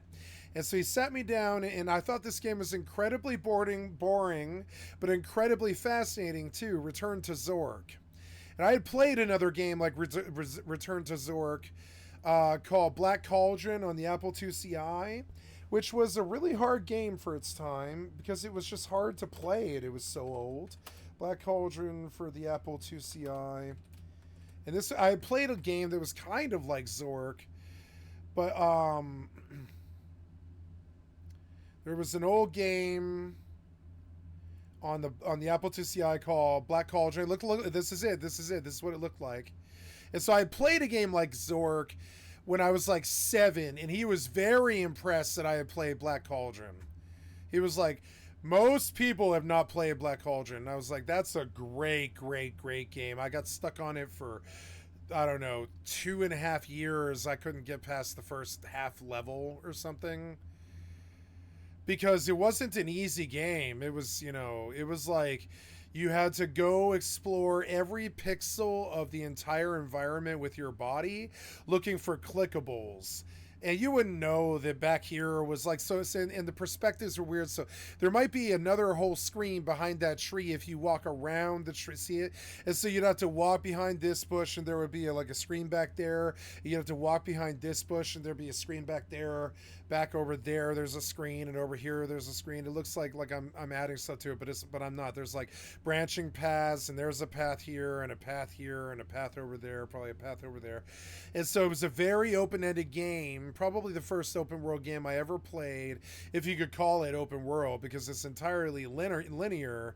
But I mean, as far as open worlds go, you can travel around quite a lot. The music for it was particularly pretty good, as I recall. Like the best MIDI could be at that time. Probably went on to be somebody like Nobuo Uematsu.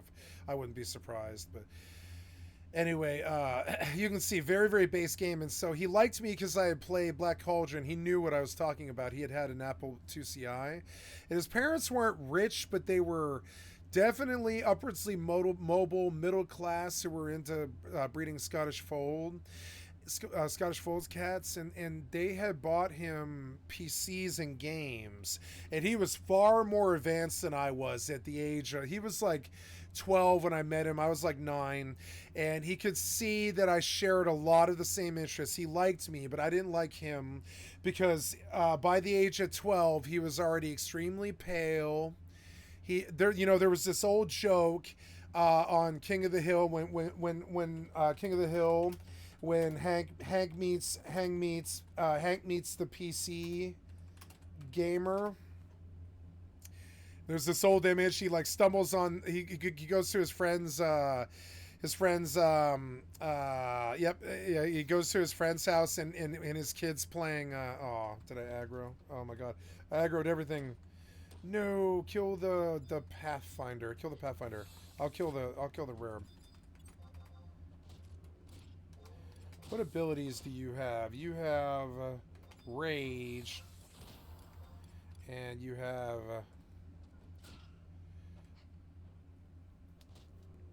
lamb chop.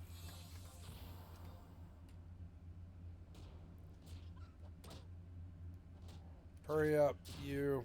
Yep, and then go sit down. I want to put a regen on me. It's like, what, 7? Yeah, 7. I'm getting tired. It's getting towards the end of my shit, but I got a little bit in me. He'll just straight up kill the goblin. That's good. Yep, very, very fast. Or it's so I don't know if they'll pull the right scene, but there's this funny scene in the first season of King of the Hill where he accidentally opens to the wrong door in his friend's house he's playing poker at, and there's a PC gaming kid in there, and he's pale. Hank meets nerd, right? Game nerd or something like that. Hank meets the game nerd, and they're playing poker one night, and he accidentally stumbles in on his kid's bedroom. And there he is. And okay, this is exactly how this kid Steve was. And it was weird because like they nailed this. This is what Steve was like when I met him. He was young, he was too skinny like Asmongold. He was pale. He was extremely arrogant. Like extremely, just really no reason to be that arrogant. And I remember even at the age of 7 thinking, this kid is so full of himself and he'll get eaten alive in high school. They'll just eat him alive. At the end of it, he'll be the only virgin. And it's just weird. And I knew this inherently about people like this, but I have stuff in common with these people. I often share the same passions as them. The same side of me is I'm like Nicolas Cage. I'm liable to fucking snort a line of heroin off of a stripper's butthole. I'm not scared of doing that. You know what I'm saying? But I won't. But on the other side, I'm liable to be a bard in your Dungeons and Dragons campaign. And I mean, somewhere in the middle, I don't know. It's like two sides of my personality. I live my real life and I live my online life one. But I do kind of have a tendency towards this sort of nerd. But this picture, man, look at this fucking picture. It's just brutal. Yeah, it's just like, And so this is what Steve, the young MMO nerd I first ever met, was like. And he was addicted to Return to Zork when I first met him. And then Ultima the second time I met him. And the Return to Zork was a fully voiced adventure game by Squaresoft, is it? I didn't think it was Squaresoft.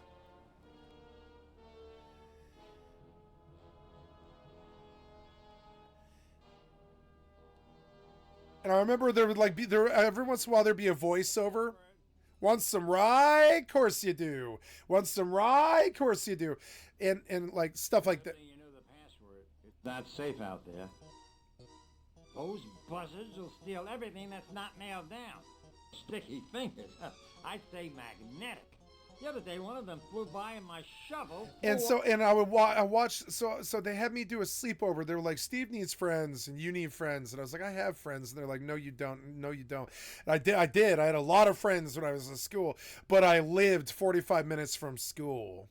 So I had friends, and I would go sleep over at their houses on Friday and Saturday nights and stuff. Did a lot of sleepovers when I was a kid because I lived 45 minutes from the school. I had to drive. I literally had to take a bus for 45 minutes to go to school every day. It was so annoying.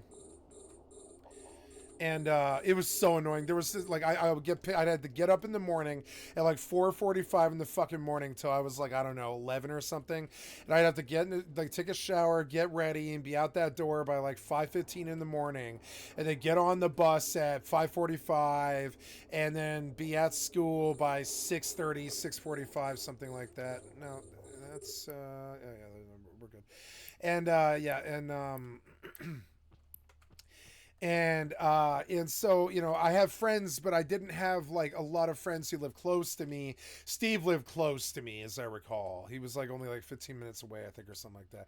And so they would kind of foist me off on Steve a lot because my friends were rich and were from Pennsylvania, but I lived in New Jersey across the Delaware River. And so, so I spent the night like 2 times, and he played like Zork, and Zork was such an interesting game to me for its time, but it was also like a totally non-intuitive game based around essentially trial and error, which he seemed to appreciate. I did not. And I would just watch him play. And he would just try and try all these different combinations of items and stuff. He would write them down. He'd be like, do this and then that and then this and then that. And I was like, this is not fun. This is not fun like a game of Pac-Man or something like this. This is like a whole different vibe. And he was like, it is. And I was like, yeah, it's an interesting game. And he was like, it is. I like it. It's very deep for its time. Incoming tell. Oh, hey, ooh, did I pull party? 41 BST burn. Where? Yes, please. Yes, please. Yes, I would. Incoming party invite. Cool, hey. Nice.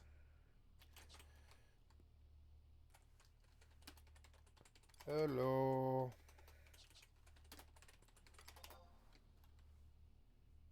Gonna do a late night Final Fantasy 11 XP party. Oh yeah, gonna get me some BSTs, some BST stuff. I guess I better find my way back now.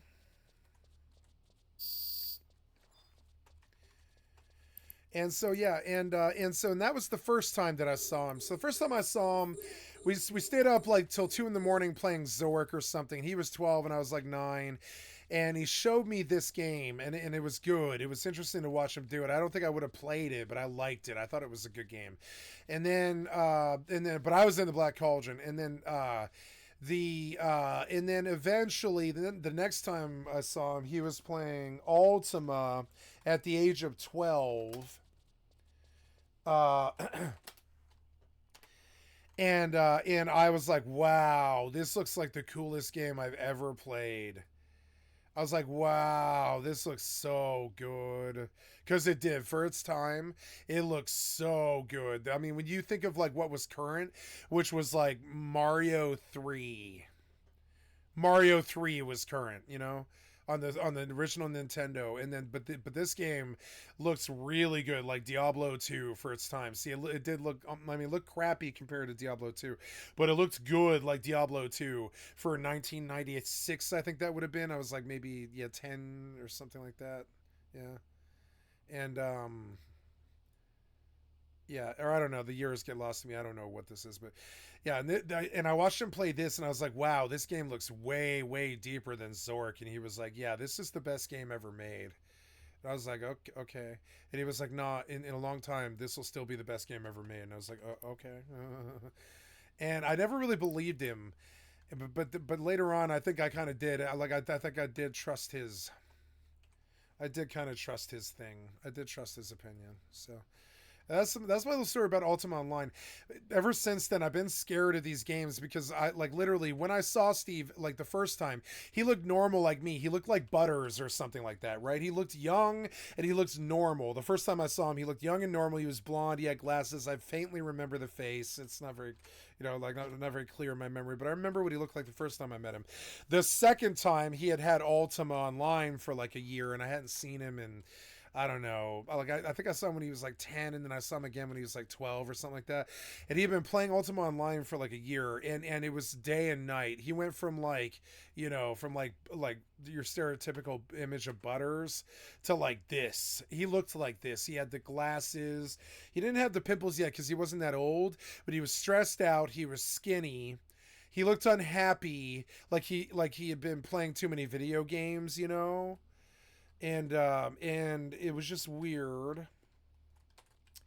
And that was my first run in with an MMORPG addict when I was like 12, and I must admit he was formative, and the games that he liked and he introduced me to were kind of formative to me.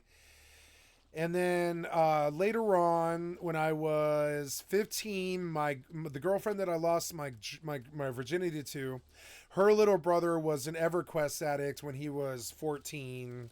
And was all his life, I think, or whenever until it died. He probably played WoW later, and I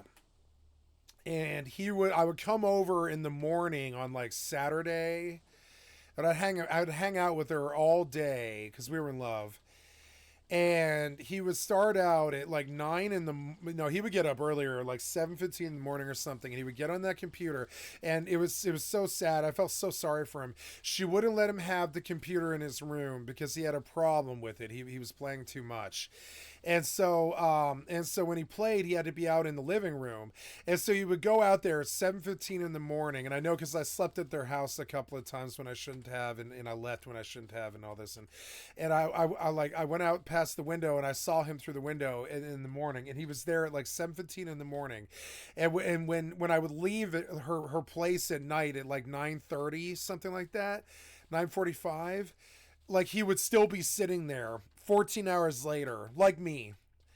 And that was formative for me, watching him do that. I was like, that must be a really fucking good game, EverQuest, you know? But I was like, God, the graphics look like utter shit. Grand Theft Auto 3, my Grand Theft Auto 3 that my friends and I play all day is far superior to this piece of crap game EverQuest, which it was. It was just far superior in every single way. When you compare, like, because I was playing all day. When I met him, he was playing EverQuest all day, and I was like 15. I was playing Grand Theft Auto 3 all day. And when you compare Grand Theft Auto 3 gameplay with EverQuest, I came away I looked over his shoulder for a couple of hours, you know, a couple of times watching EverQuest, and I was like, this looks really fun, but I was like, isn't this like kind of expensive? And he was like, yeah, it's $60 to buy it, and it's $15 a month, and I have to like mow lawns to be able to play this game. It sucks. He was like, they charge way too much money for it, and I was like, oh, okay. So that was a turnoff for me. I was like, $15 a month, you know. And but you could tell he was having fun. He was having the time of his life. He really was, and he was good too. He was good at the game. You could tell he was young, but he wasn't. But he wasn't that good. And that was the second time I met an MMO addict, and it was formative for me. But I never did play an MMO after that until 2 years later, when I was 17. I played, or no, well, that's not true. I played Diablo 2 when I was like 16, 17, something like that. And then a PSO on the Dreamcast when I was 17. No, when I was 15. Excuse me, when I was 15, 16.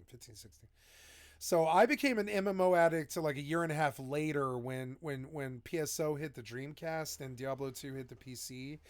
But I wasn't into it right away. I was into Grand Theft Auto, and I would tell him right to his face, my game's superior. We play Grand Theft Auto 3 all day. It's a better game.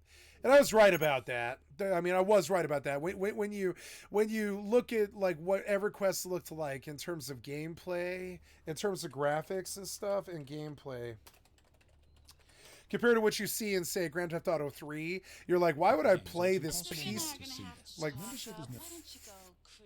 You'll need a place to lie fucking like piece of shit game, you know, like it looks like a piece of shit compared to Grand Theft Auto 3. Like, let's look at some gameplay.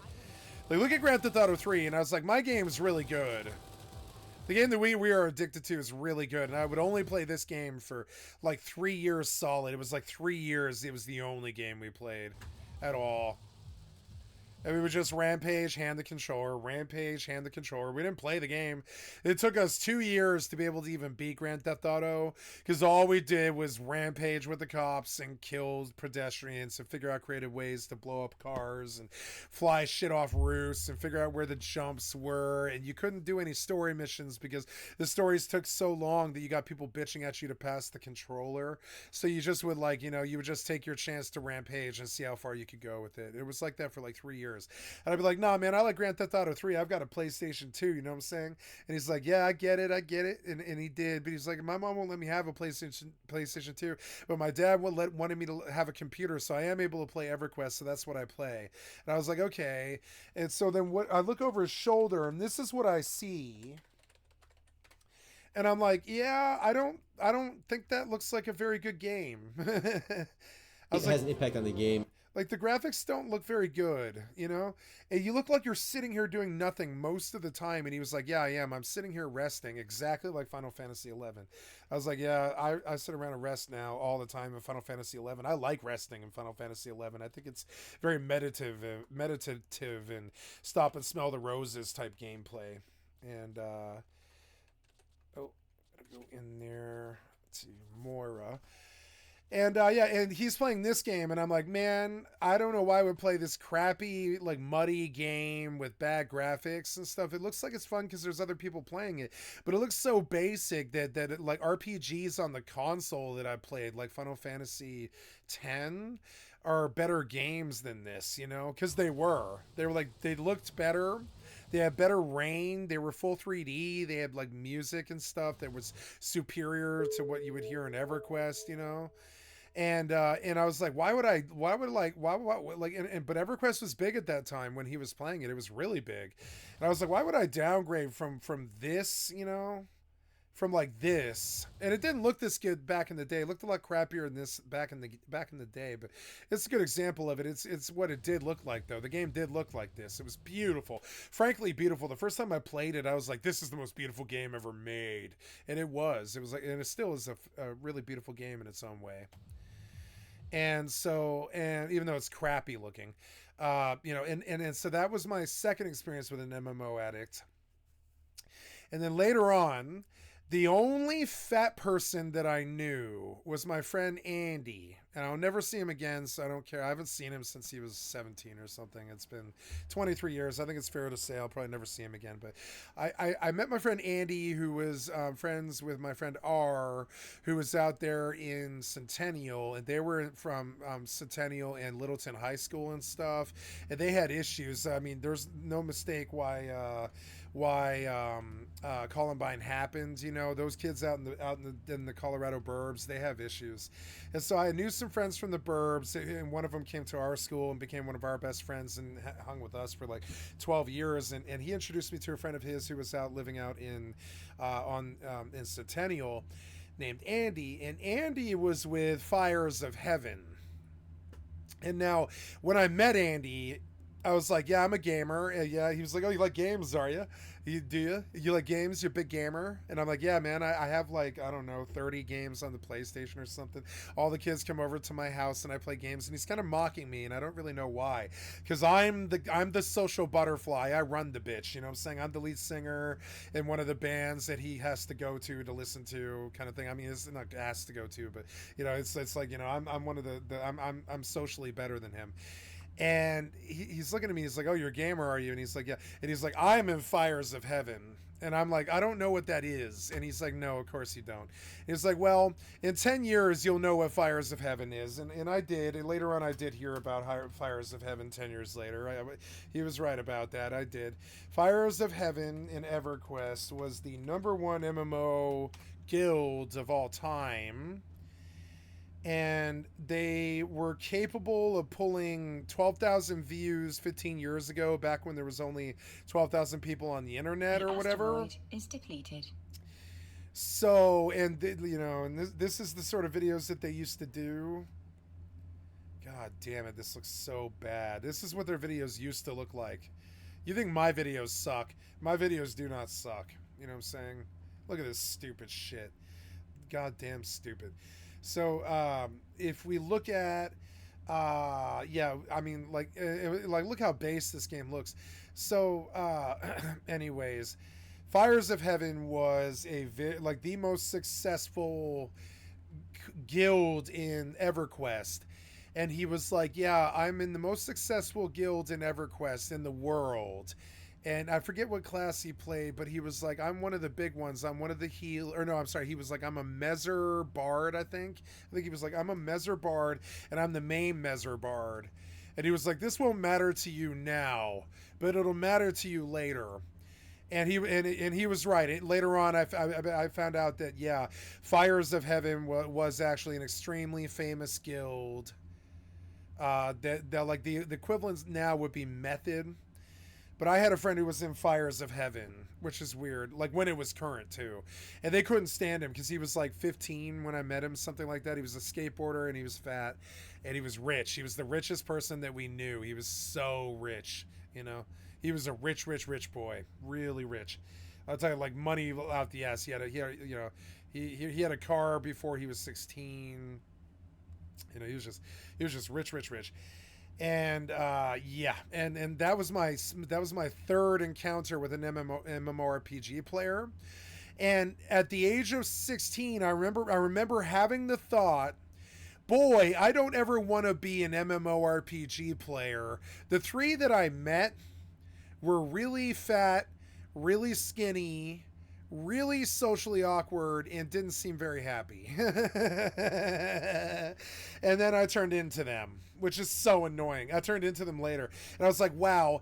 And one of the reasons I bring this up is in my life, I will say this. I've met five. I have met in my life. No. I have met four. I have met thousands and thousands and thousands of people throughout my life. I've lived in 7 different American states. I have traveled the world. I know a lot of people. I don't hang out with a lot of people anymore, but I know a lot of people. Very social butterfly. You know, I did stuff like go to Paris when I was like 15, just because I was dating a girl there, and lived there for a month, and I still have like connections with people that I met when I was like 15 and stuff. I was a very social person when I was younger, and where I'm going with this is like, I remember thinking at the age of like 16 or 17, I was like, I don't want to ever be like these kids that I saw playing MMORPGs. They're fat, they're skinny, they're really unhappy. And I was like, heck, I'll never be an MMORPG player. Then I ended up being that. And the reason I bring this up is and also the other trip on it. I just wanted to go like talk about what my memories of this is. Like she's talking, or they're talking about their experiences with old MMORPGs and stuff. For me, I only ever saw these games over the shoulder of friends, and I remember thinking, thank God this isn't me and that I'm not addicted to this. But then later on I did get addicted to it. And another more interesting thing that I think I got out of this, that I understood at a very young age, when I was like maybe 22, I was like, I have met 3 people at that time, 4 people later on. I dated one of them, a girl named Journey, who was Hordside Resto Tree for about 2 years, and lived with her for like, you know, in person for a year. And I met 4 people in my whole life in the real world that shared the same interests. This was across so many different venues. Like, I was a lead singer in a band. I was a drinker, so I was at the bar every Sunday for the Broncos games. I was a stoner, so we always had a big old cloud of smoke going with 6 or 8 stoned ass kids in that motherfucker. You know what I'm saying? Still a stoner.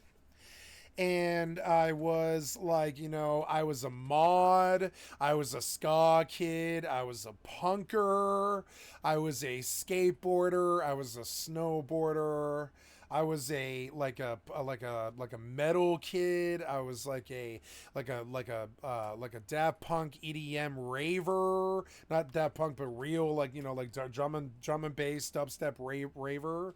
I was in the dubstep scene for a while, had DJ friends and stuff, like, you know, and all this stuff. But out of all those scenes, from the Magic the Gathering to the rave kids to the metal kids to the punk kids to the fucking everybody, that across so many, I dated a girl from the art school. I had art school friends. I had band friends. I had music store friends. All kinds of fucking friends, like the shrimp in Forrest Gump. Friends of all different types of sizes. I had gangster motherfuckers that I smoked drugs with. I knew drug dealers. I knew kingpins. I knew prostitutes, strippers, all types of fucking people. But who I didn't ever meet, except for 3 people in my whole fucking life, was anybody like me. I met him online later when I was playing WoW and Rust and stuff like that, right? But I never did ever, beyond the age of, I don't know, I would say the last one was Journey at the age of, I want to say 26. It was when I dated Journey, I think. So that was significantly later. But there was a gap between the age of, I'd say 17 until I was like 26, where I didn't see another MMORPG gamer ever again in the culture. Didn't meet another one. I was the only WoW player that I knew. And and it's funny because my friend worked at the gaming store, but we didn't know anybody who played WoW. I didn't know anybody who played WoW. We were console kids. We all played PlayStation 2, PlayStation 1, Metal Gear Solid, N64, Super Mario Brothers, GoldenEye, etc. Mario Party, shit like that. Smash Brothers, shit like that on the 64. And Zelda and shit like that in GoldenEye. And we were console kids, and we didn't have PCs till I was like 17 or something like that. And we didn't have internet until we were 17 either. And so, you know, that was my impression in this era of MMORPGs, was fucking losers. Fucking losers. When I met them in real life, I was like, I will never, ever be like this person. I will never, ever let the game become my fucking, you know, my lifestyle. I will never be this much of a loser. I was. By the age of 25, I was. It took a while. I did not descend into it until I was like 25. But yeah, by the age of 25, I was full-blown WoW raider. It was my entire schedule, and I did not work. I was you know, I was out of school. I was just full-time WoW raiding, and it was all I could think about. It's all I did for 10 years, and, you know, kind of ruined my life for like 10 years. And I looking back, that disdain that I had, I wish I, you know, I liked it. I did what I did. I have no regrets, and I'm not looking back. But it's funny that I have that estimation of my own career, of my own profession, of my own chosen life's work. That's the view I had of it. That's the view I had when I was a kid. That's the view all the parents had. That's the view the Congress had, and all the fucking, like, the fucking authority figures and the media and shit. They were like, this terrible obsession of Fortnite or World of Warcraft is going to destroy our kids and our nation and all this shit. And they were like, Grand Theft Auto is destroying our nation, and all the violence is turning our kids into Columbine and all this crap. And it was. Not the games, but just the violence, is seeing it all the time. And I mean, it wasn't the games themselves. It was just violence on TV, violence in games, violence on the music videos, violence in our real lives, violence from our parents, etc. And so violence everywhere. So we just thought that was funny when someone got their ass beat. We wanted to see it, you know. We thought bum fights was the funniest thing on television, or anything ever conceived of, really. And so it's weird to see this, and like now I want to be those people who were able to start when they were like 11 years old, because I didn't start WoW till I was, God, 2003 would have been, yeah, until I was 20, until I was like 20 years old. Was the first time I ever played WoW. And I had played, no, I was like 22, I think, but I had played Final Fantasy 11 for like 2 years before I played WoW. And, or no, I'm sorry, I closed beta WoW, and then I switched WoW the day it hit. But I played 11 for something like a year and a half before WoW hit. I'm fairly sure. Whatever it was. I don't know. It's so long ago now.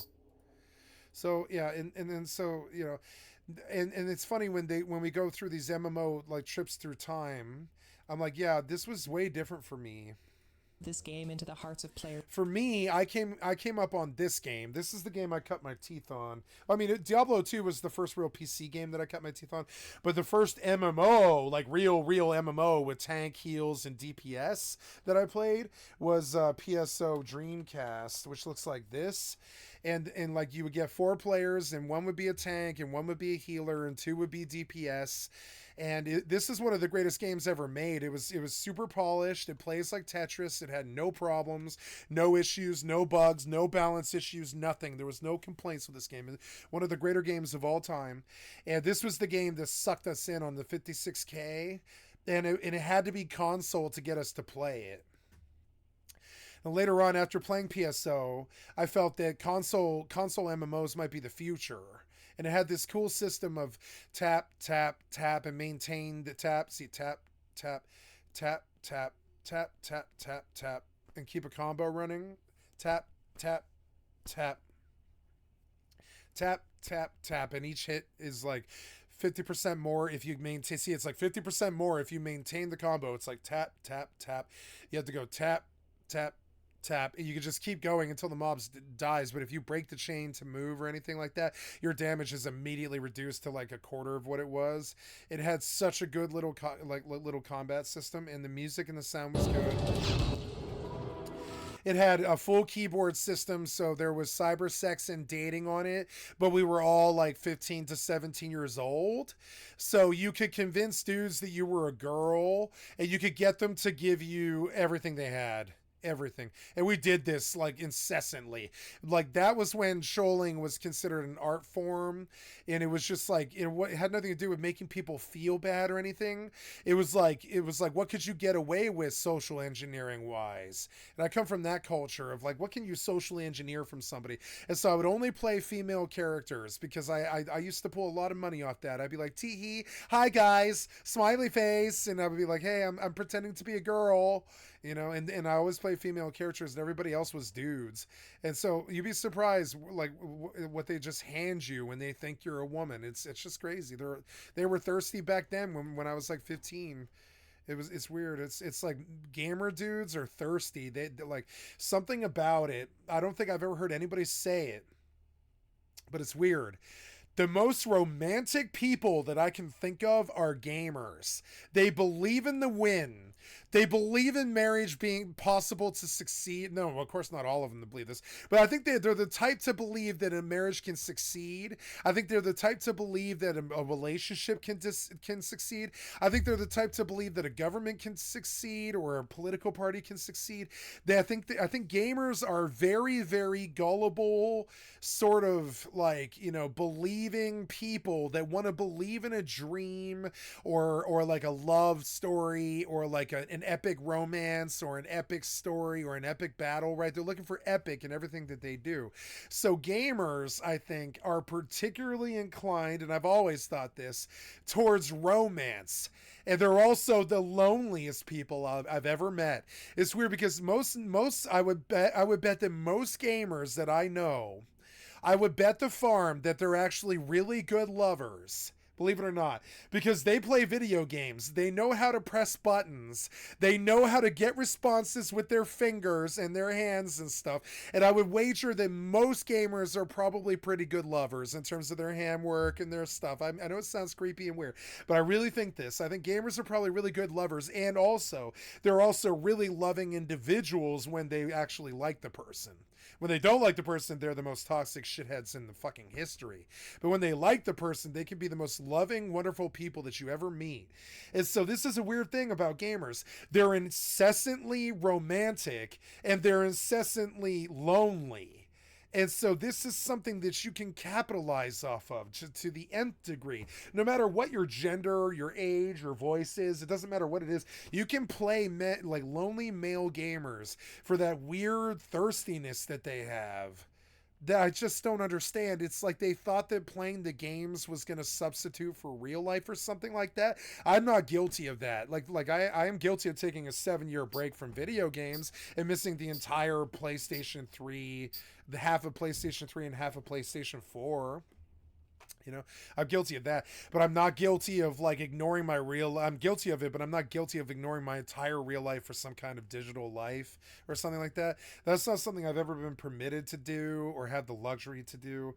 So, you know, this was the era that I came up in. It's weird. These people always drop EverQuest like it was the big fundamental fucking game for them.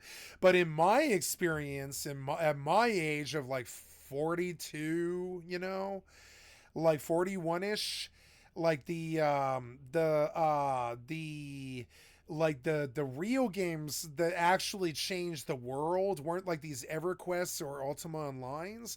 They were actually Diablo 2, Phantasy Star Online, and World of Warcraft, and FFXI to a lesser degree. People didn't like FFXI because it was on the PlayStation 2 and it required a $200 hard drive to even function. So the Final Fantasy XI did not get the fucking MMO spin that it should have. It still is, in my opinion, far fucking superior to World of Warcraft in every single fucking way except for the combat. That's it. And the combat's superior in terms of depth. It's just not as fun as WoW combat is. That's all. It's auto swing EverQuest combat from like old school RuneScape, which I like. I've always liked that stuff. But that's a style that I think the modern age does not appreciate at all.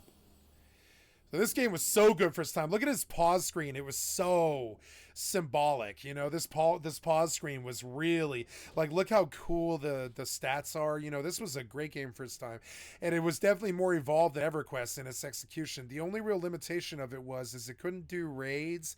It was only a 4-player game at its hardest, and I slaughtered the living shit out of this game. I must have had 7 level 100s with, you know, Hugh New Worlds, all of them with like crazy ass fucking robo cows and heaven punishers and fucking frying pans and shit like that. The best weapons of PSO, right? I had all the best plus 99 weapons of PSO, and when I hit something it would die instantly, and this was of huge value to the fucking community. And I was like, I don't know, 17, I think, something like that. So there would be these kids playing EverQuest and I'd be like, yeah, but why? I have this. Why play EverQuest when I have this game? This looks so much better than EverQuest to me, and it still does, you know? Why play that when I have Diablo 2? You know, Diablo 2 Remaster is gonna, like, I should buy Diablo 2 Remaster because it is a good game, I bet. And we look at the comparison, right? The remake and the classic, yeah. We're gonna go to the end here and say, like, listen to it, right? Remaster looks good, but I mean, like, this is what it looked like back in the day. This is exactly how it looked. Yep. Looks fucking crappy. But this still looked fucking way, way, way better than EverQuest. It still looked way better than EverQuest. It did. Like, EverQuest looked like this. It was so muddy and shitty and old and foggy and bad. Like, pre-PlayStation 1 era. This was post-PlayStation 1 era for Diablo 2, and it definitely was out. It was rocking the 32 megabytes and doing it well, you know?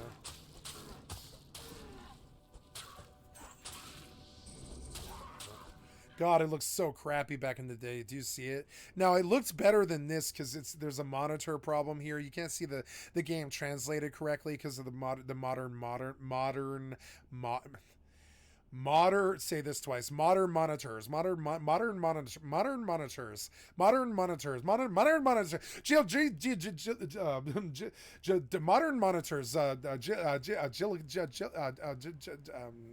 Don't say jellicles. Jellicles.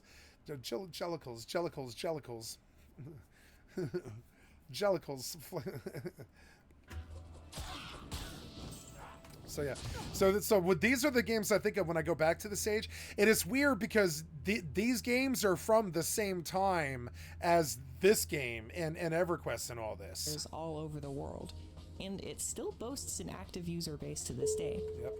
Ultima Online has God knows why popularizing the MMO. Like, honestly, genre. Although there's just no reason why you wouldn't play old school RuneScape over this game. There's really no reason. Ultima Online, the only reason you would play it is if it was your main game for 20 years. That's the only reason why you would ever play Ultima Online over old school RuneScape. Old school RuneScape is far superior to this game in every single fucking way. From the farming, to the graphics, to the music, to the fucking quest, to the playability, to the multiplayer access, to all of it. You know what I'm saying? The PvP is the same. They're the same games, really. Old school RuneScape is good. I don't know. I mean, I would say, Ultima Online is good too, but I don't know if it's good. I mean, it was a precursor and a progenitor, and it was better for its time than I think old school RuneScape was for its time. There's a reason old school RuneScape was free, but I mean, like, I would not say Ultima Online was free at all. Ultima Online was not free, so Ultima Online was the better paid game. But I would say old school RuneScape blows this fucking game out of the fucking water in every single way that I can think of. Things were just getting started. Many of the popular MMORPGs around this time were created by Western developers. But in 1998, Korean developer NCSoft tossed their ring into the game with the release of Lineage, another isometric MMO similar to Ultima. The game was released both in America and in Korea, although the majority of its subscribers were in the East. Numbers for this game's subscription base are a little tricky to pin down with specific dates, but at one point, the game reported over 3 million subscribers. At this point, 1999 was rolling around the corner. Pokemon was booming, Tiger Woods was popping off, and society was having a meltdown about the coming end of the world. And Microsoft was stepping into the I forgot world I of was in a MMOs party. as well, Oh, well. with the release of Asheron's Call. I am exhausted. I've been doing this too long, as you can see. It is, it's been like 11 hours. I'm going to stop at 12. I'm tired. Because I started like 5 hours into this session or something. It was actually kind of a double session. But yeah. Though I plagued failed with this. meta and I failed this poor party because I got too tired to remember that I was in a party or to even check. I figured how slow it was going that.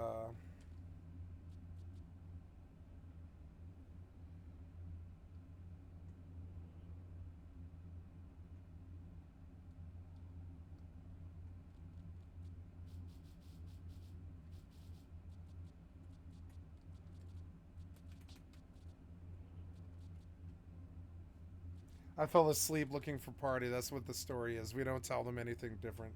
I'm a fucking cheeseball these days. That's the first time that I have like totally spaced that I was in a party in a long time. I'm tired. balance issues, the game was extremely innovative for its time. Instead, This is what happens when I try to provide content instead of like, this is what happens when I try to do things with other people and I'm a streamer. I just do the content first. It's always going to come first for me, which is why I play solo so much, is because like, I just do this at my own pace. I'm trying to provide content, trying to talk and tell a story, instead of large-scale expansion releases, the developers opted for monthly releases of content, focusing on in-game events and crafting the game's story with the actions of the players in mind. A famous example of this was when a crystal called the Shard of the Herald was added to the world, spawning a powerful demon when broken. Players on one server grouped together to guard the shard and prevent it from ever releasing its demonic presence, but the developers eventually recruited a player to betray the guilds and unleash the monster. Events like this rarely happen in more scripted modern games, and it's little wonder why players of this era look back on Asheron fondly. But Microsoft wasn't the only titan stepping into the MMORPG genre around this time. The famous EverQuest, published by Sony Online, was released earlier that year, in March of 1999, and quickly took the world by storm. Within 24 hours, the game had over 10,000 subscribers, and by 6 months, the game had over 150,000, overtaking Ultima's title of fastest growing online game of all time. EverQuest was heralded as the most immersive and addictive online RPG to date, quote unquote, with critics praising the game for raising the bar for MMORPGs in every conceivable way. Each expansion was ambitious, adding new races and classes alongside new areas to explore. It was 3D. Eventually peaking at a subscriber count. 3D is always superior, which is why all these fucking isometric rip-off games like fucking Lost Ark and all that, they won't do that well. They'll never do that well. They keep trying to sell a fucking gameplay loop from 1993. It won't play, not in the modern age. Count of 550,000 players. It won't play well with these kids. They're going to be like, why does this game look like Diablo 2? Seriously, they're not dumb. They've seen Diablo 2 before. They know what it is. They're like, why are you trying to sell us this game that's 2D? EverQuest absolutely It's this old school RuneScape, dominated the online RPG space up until the early to mid 2000s. So yeah, so EverQuest was, you know, superior because it was 3D.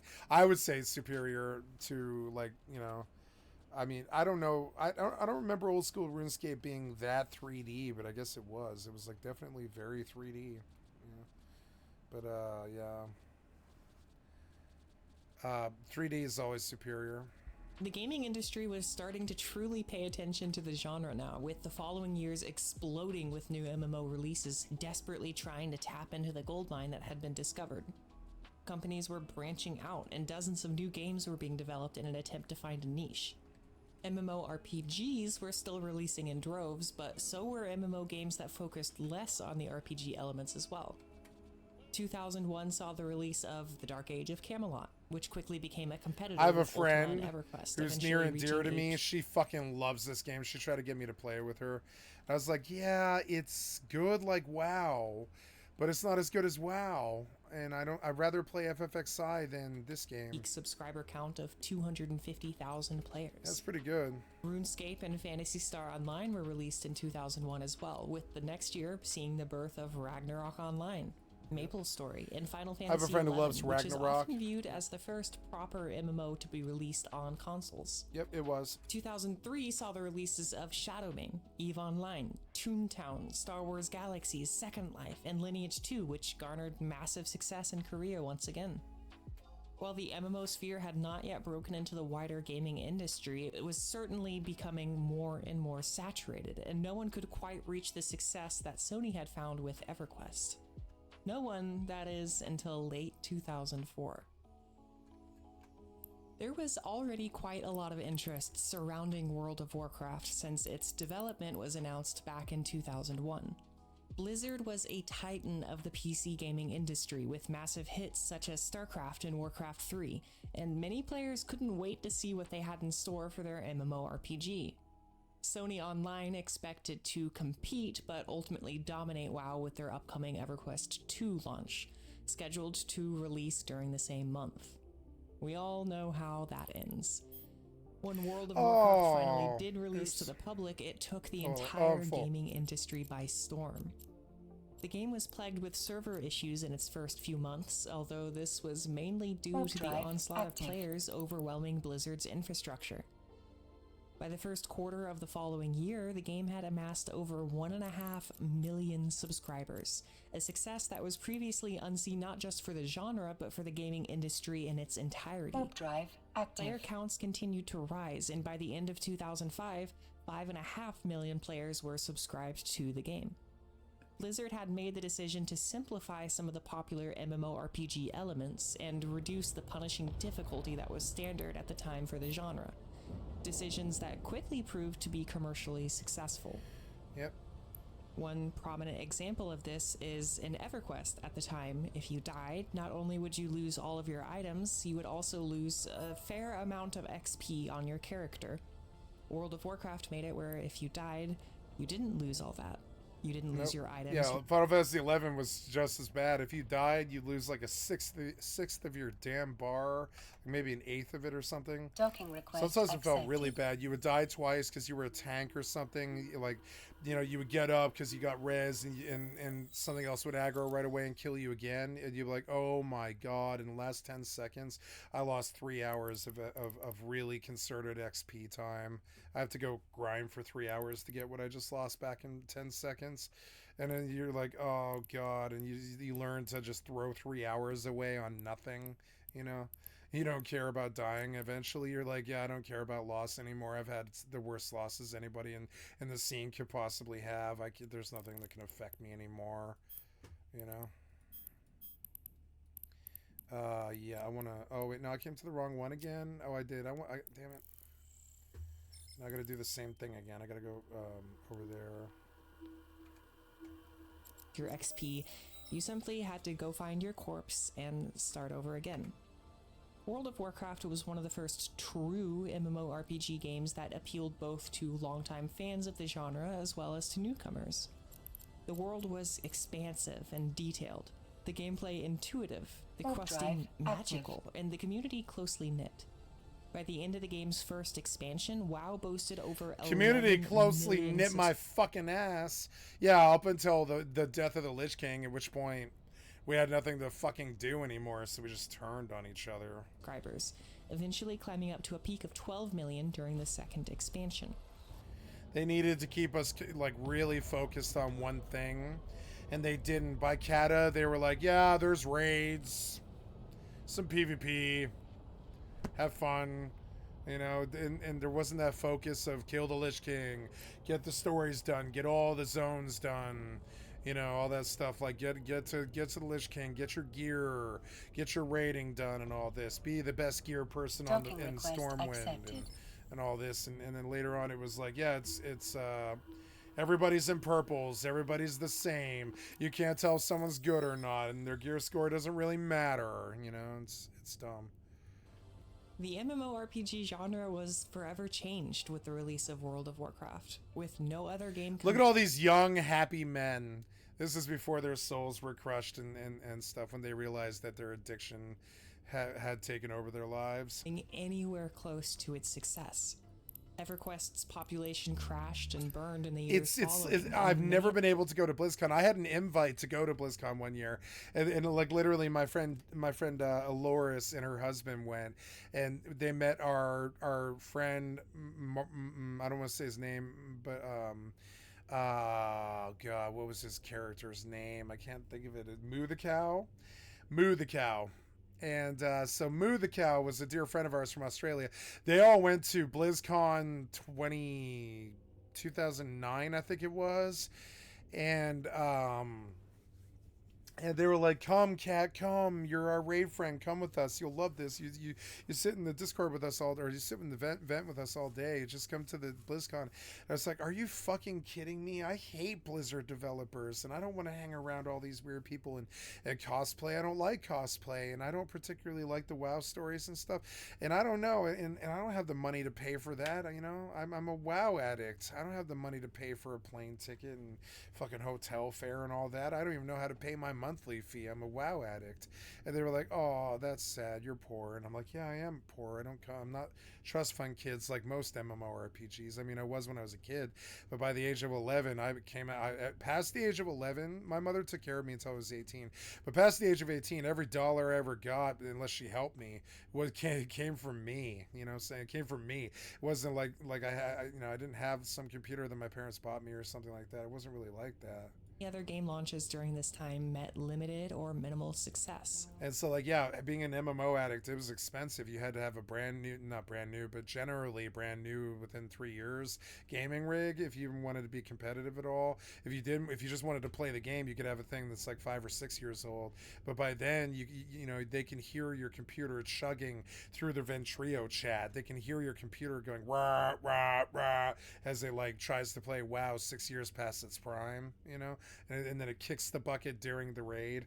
That happened to me a whole bunch of times, like 3 times, something like that, where my computer just died and my raid ended because they need you on Priest, and if you can't be there, you're fucked. If they don't have the fear ward, whatever. So, yep. But one thing I will say is socially, I did better than all of my WoW friends combined, I believe. And that's not some brag, it's just true. They all know it too. Like socially, I did way, way, way better. I always had 5 to 7 people in my room when I was playing WoW and shit like that. They knew it too. They were like, socially, you're doing way better than us. You're getting way more laid and all this shit. And I was like, yeah, I don't know. I don't know. It's just like, I don't sit in front of a computer all day. I don't really do that. WoW was something... My house always, like, okay... From the age of 21 until the age of 27, I lived with my best friend and my other roommate, and then next door was the girl that I was in love with and my other 2 best friends who I lived with since I was 16. Next door to them was my oldest best friend who lived down the block. I had him move in the corner thing, and we had an entire apartment complex entirely full of Waldorf kids. And Yeah, and it was just funny. It was like 10 Waldorf kids living in 3 apartments. And it's like I brought the high school to my apartment after the high school ended. And everybody came to my place. Everybody, all the time. There were some days there would be 7 people in my place. There would be 7 people in my next door neighbor B's place, my best friend that I asked to marry in a Vegas hotel room. And there would be 5 people in my best friend Sen's place next door. And between the 3 places, there'd be like 18 people between the 3 apartments. There would be 5 people in the fucking walk, you know, in between the apartments smoking cigarettes and shit. And there'd be 4 kids playing hacky sack in the fucking streets. The shit was like a fucking party, but we lived there. It was like a dorm, but we lived there for 7 years, and there was no RAs or anybody to tell us not to do drugs or trip acid or anything like that. We just went fucking crazy for like 7 years. For like 4 of it, my best friend just paid my rent so I could be a WoW raider professionally full time. You know, he just paid my rent. It was $275. That wasn't that much money to him. It's not that much money to me now. You know, that rent was so cheap he didn't mind it. He was like, "Yeah, I'll help you," and I was like, "Yeah, I'm sorry. I have a WoW addiction. I can't stop." And he was like, "Well, at least it's not cocaine or something." The king of the genre. Later on, it was. Later on, it was speed, and it was like way more. Yeah, it was way more. Yeah. Anyways, stay that way for the foreseeable future. Some MMOs would persevere under the shadow of Blizzard's behemoth of a game, such as RuneScape and Guild Wars, but many developers began to look to Blizzard's incredible success and attempted to imitate it with their own releases. During the mid to late 2000s, this led to a stifling of the genre overall, as studios made less of an attempt to innovate like before, and more of an attempt to copy, and they didn't stop until 2022. They just copy WoW for fucking 18 years. Yeah, 16 years it was. Yeah, 16 years. For 16 years, they just copied WoW. ESO is a copy of WoW. Final Fantasy XIV turned into a copy of WoW. It was a better game until they turned it into a copy of WoW. Fucking Guild Wars 2, copy of WoW. New World, copy of WoW. You know, all the successful ones, copy of WoW. And I don't really understand that. We needed like some new innovators like EVE Online. We needed something a bit better. New World is an innovator, but I mean, all it really is MMO Souls-like. It's just an MMO Souls-like. That's all it is, you know? And that's fine. The combat's not easy, but it's not hard either. Instead focused on duplicating Warcraft's mechanics for their own games. These games came to be known as... Yeah, and I hated all of them, and some of these people look back on these fondly.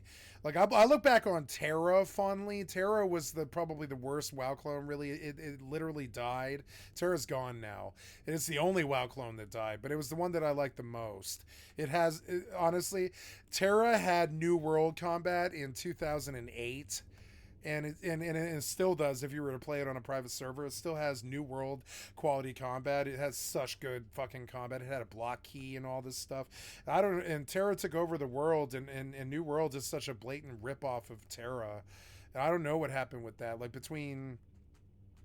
My friend had me play one that I don't remember very well, but I played it in closed beta. It was called Victus Glory. No, I'm sorry. What is it? Invictus or something like that? I forget the name of it.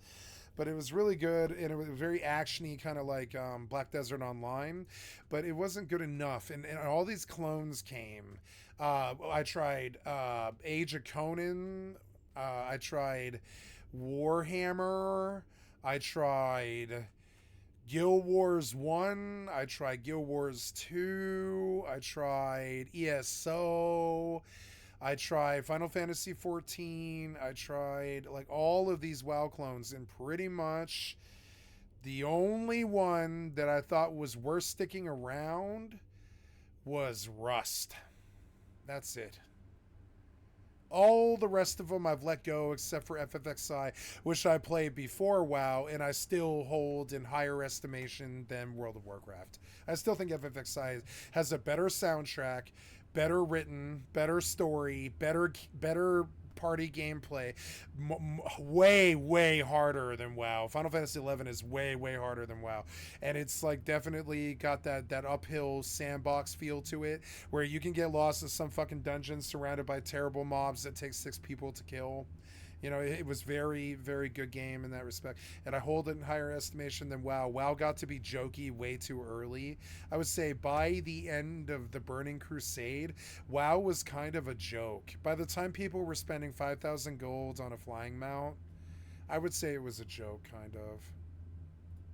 And the Lich King was good. It was a good expansion, but I would say by the end of TBC, it was not the same game it was anymore. It's WoW clones. It's kind of funny because people still stayed around for Wrath of the Lich King, but you know, it was the most successful expansion. But I would say the game changed day one. Wrath of the Lich King, and rarely captured the same magic. Warhammer Online. And it didn't have the I need help with this thing. MMOs are best when you're forced to get help from people. Forced sociality is when it's best, in my opinion. Like Kara Attunes, that kind of thing. Runes of Magic, All Odds Online, Order and Chaos Online, and Algonaut. Be right back, guys. Got a bio. Do you even recognize any of these titles? These are just some of the games that failed to innovate and found little success, or in many cases, were ultimately shut down. Even in games that did try to change the MMORPG formula, still in a lot of ways followed in WoW's footsteps. Smaller, instanced raids and dungeons, less world PvP, questing hubs, and easier leveling are just some of the things that seem to become the norm. Developers also began to measure their success not on their own scales, but in comparison to Blizzard's. There were still some MMOs that managed to find a niche and a steady user base, but nevertheless were eventually shuttered as their publishing studios were unhappy with the success and numbers that failed to rival WoW's millions. New MMORPG releases were morphing into attempts to be the next WoW, or the WoW killer as it came to be called. In the early 2000s, the genre was saturated, sure, but there were many concurrently successful games that were different and varied enough to capture their own corner of the market. After the boom and failure of numerous WoW clones, though, many developers began to look to other genres for their projects. Some still attempted to break into the MMORPG space here and there, often with infamously poor results, such as 2014's WildStar, which ended up shutting down permanently just 3 years later. There were some games that did find a niche, though. Lord of the Rings Online found some success in 2007, bolstered by the popular Tolkien IP. Similarly, Star Wars The Old Republic launched in 2011 and briefly reached a peak subscriber count of 1.7 million. Guild Wars 2 in 2012 was one of the first proper MMORPGs to forego a subscription requirement on release, managing to capture a sizable user base of its own. Final Fantasy XIV had a failure of a launch in 2010 but was relaunched in 2013, finally finding some success. Black Desert Online and The Elder Scrolls Online both released in 2014, both to mediocre reception but eventually managing to grow sizable audiences. 2017 saw Lost Ark's massive success in Korea, eventually releasing worldwide in 2022. Amazon also made the decision to launch their own MMORPG, New World, in 2021. All of these games, while having varied successes at launch, have managed to grow and maintain healthy populations. Final Fantasy XIV in particular has enjoyed the spotlight in the past few years, especially during World of Warcraft's infamous Shadowlands expansion, which bled players left and right to other MMOs. Recently, we found ourselves in something of a second golden era for MMO. No. BFA. BFA leaked players, not Shadowlands. BFA leaked players, not BFA leaked players. Not Shadowlands. You know it. Misleading. Also, New World is not healthy.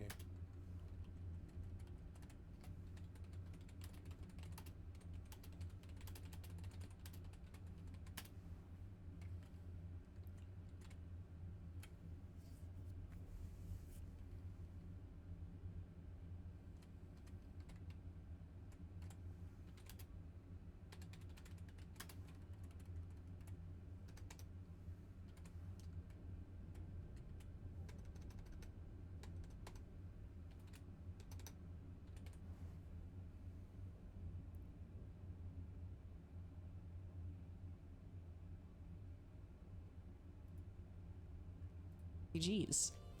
Today, there are numerous options for fans of the genre to enjoy. However, I mean, let's go look. I mean, I'm fairly sure New World has sprung a sieve and is like leaking fucking players like just all over the fucking place. We'll go look. I'm fairly fucking sure though. If we do a search for see all 100 most played, you're gonna see New World is not doing too well. No, I want to find on this screen New World 79 at 22 475.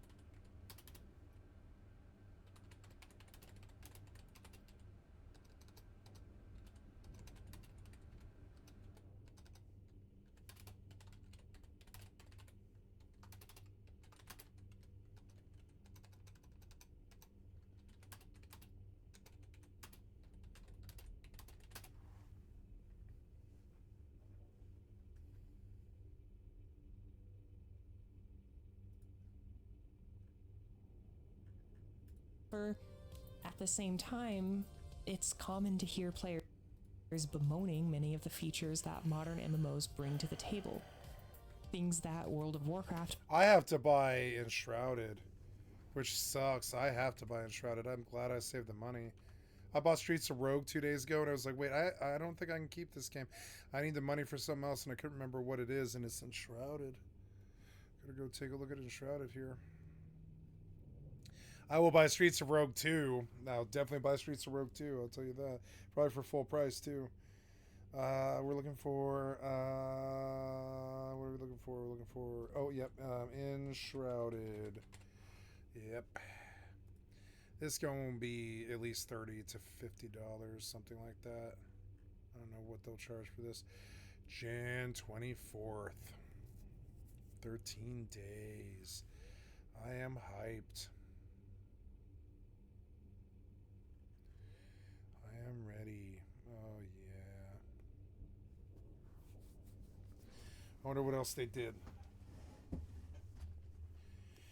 Voxel is so cool because I'm going to dig into the fucking wall, you know? They limited me on time before.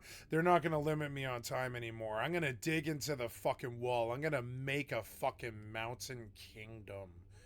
I will. I mean, they limit you on how big you can go, but I will definitely build like my own fucking like rust. I'm going to build a crazy rust base on the side of a mountain.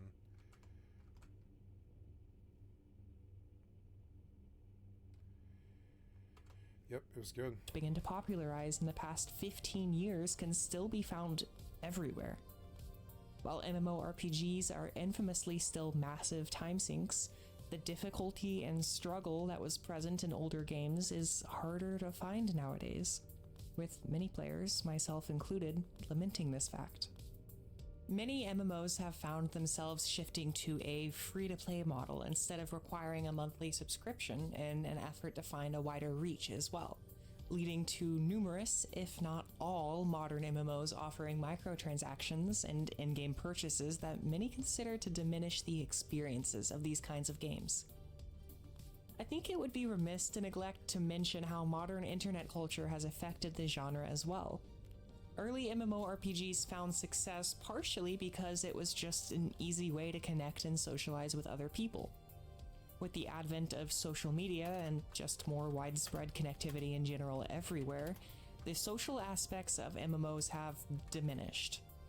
Online games of all kinds saturate the market, and the average modern person finds themselves inundated with constant and instant connections inside and out of the gaming sphere. It's no wonder the genre feels so different nowadays. It was one that was built on the foundation of socialization and cooperation, yet the majority of modern MMOs can be played almost completely alone. A shift from social worlds to simply games. The fact that millions flocked to Blizzard's re-release of vanilla World of Warcraft should be a telling sign that players do still long for that kind of connectivity, even if that connectivity is yet still dumbed down from earlier MMORPGs. So, what does the future hold for the genre? The landscape of the gaming industry and the world as a whole is just so different from only 15 to 20 years ago. The audiences that MMORPGs find themselves presented to is a completely different one. Younger generations seem to have less patience as a whole for grinds or necessary cooperation. Modern, larger releases are focusing more on casual gameplay, with less old-school RPG elements entwined with their worlds. Drive active. MMOs are sometimes ordered into 3 eras. The beginning generation of games with the birth of the internet, the second generation with the turn of the millennium and growing technological capabilities, and the third era, which is often simply marked by World of Warcraft's release and sway on the industry. It's my belief that we're entering a 4th era of MMORPGs, although I think it still remains to be seen exactly how that era will be defined. Design is finally beginning to shift away from so many of the tenets that we expect from the genre. Games like Fortnite, Grand Theft Auto Online, or Destiny 2 push the boundaries of what we consider to be MMOs. More and more games as a whole are featuring online interconnectivity on different levels, and modern traditional MMOs seem to be growing more and more rare with their releases. There have been some games in development, however, that appear to focus on more traditional aspects of the genre. Ashes of Creation is an upcoming launch that is said to focus on dynamic, player-led changes to the world, one where interconnectivity and cooperation is key. Riot Games has also announced doing well. Of an MMORPG, Fuck yes. although details are still a bit scarce at the moment. Many hold out hope that the genre will begin to shift back towards... I believe I can find a future in YouTube streaming. I actually really do. They say you can't, but I believe I can. I have to believe I can. What made those old games so special, but that remains to be seen. Looking back to the beginnings of the genre, it's absolutely incredible what's been accomplished. Whether the MMORPG genre ever reaches its previous heights again or not, it's undeniable that the impact it's had on the online gaming industry is, well, massive. For better or for worse. It was good. Thank you, Diego's Blood Spray, for the excellent content for my stream. I've liked and sub to your channel. Thank you, Nexus Naomi. I've liked and sub to your stream. Great vid.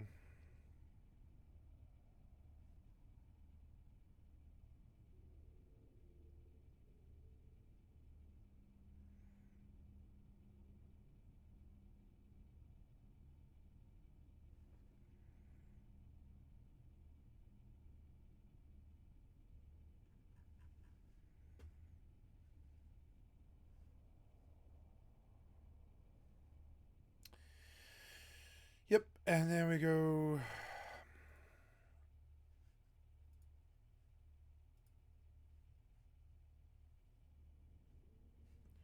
Now, we go here.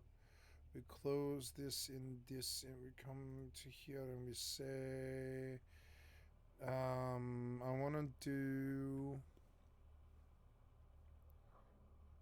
this one. Now, I want to see, actually, you know, that other guy was really good. I want to see what else he's done, actually. I'm sorry, this was not right. Take me back to this.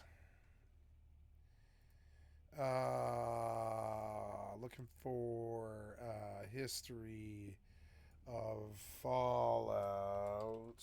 Anything Fallout stuff. What, you won't survive Fallout. No. I'm looking for in my fucking history.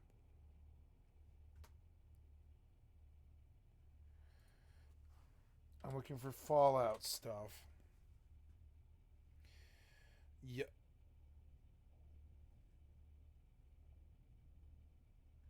yesterday I watched this one, was it? Two half-dressed women prisoners standing next to a rugged. No, this one bored me. I want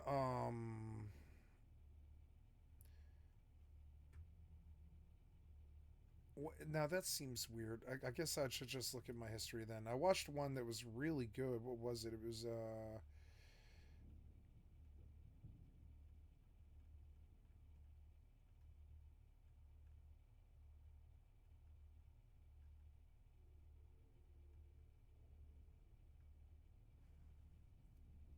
yes, Soup Emporium. I want to see what else he's done.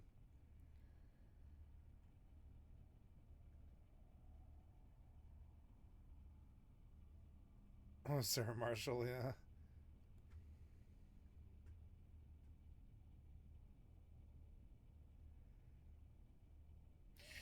Black Mesa is genius, and here's why. Let's see what else he's done. Was Helen Keller a fraud? The deep dive. Yellowstone won't explode and end civilization. Chernobyl's death toll. Black Mesa is genius. Here's why. Why Coco probably couldn't talk. De Beers don't make natural diamonds expensive anymore. And the ideology of Mr. House, which is such a weird assortment of videos, but he pulled off just these 7 videos. Like fucking just 7 videos. He pulled like 20 or 30 million hits. And I mean, they're worthy of that. I'm just surprised how little there is. And it was very high quality. This is unfortunately the only one beyond Black Mesa that interests me. So we'll do the Black Mesa one, I guess. The original Half-Life was a watershed moment in gaming, proving to a whole generation. Thank you, Mr. Soup Emporium. I like your fucking stuff. This stuff is great. It's too bad there's only like 7 of them. Of big budget developers that you can tell engaging and deep stories without continually wresting control from the player by creating a hyper detailed and absorbingly real world in the bones of the Quake engine. Thanks to the hard work of a few plucky designers at the heart of one small Washington state studio, game designing has been changed in ways that reverberate to this very day.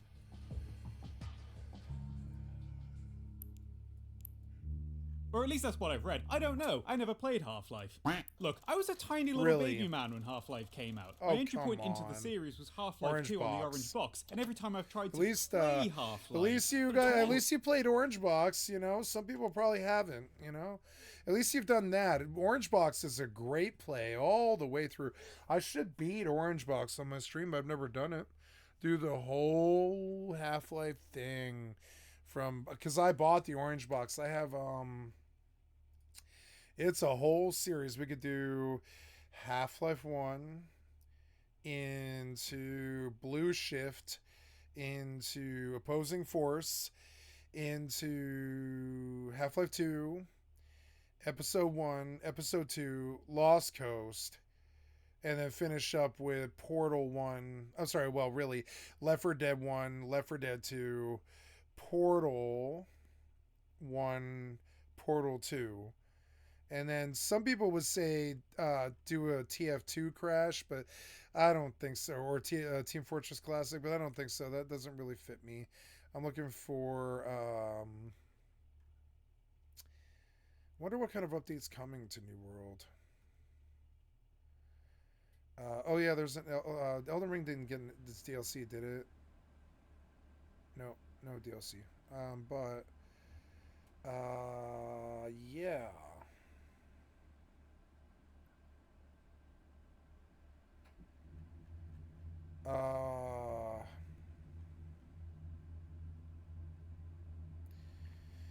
I want to re-crash Project Gorgon because it's got a lot of promise, but I don't think it's what I'm looking for is the problem. It's got good graphics for its crappy execution, but I don't know. The game kind of came across as like a weird cross of Asian sensibilities over Western gameplay execution. Like it was like a WoW gameplay execution, but Eastern sort of like grinding. and it was a cool mix, and there was some survival elements in it, but it also was sort of non-intuitive, and I don't know. I'd like to revisit the game, but I also don't know. I don't know about that.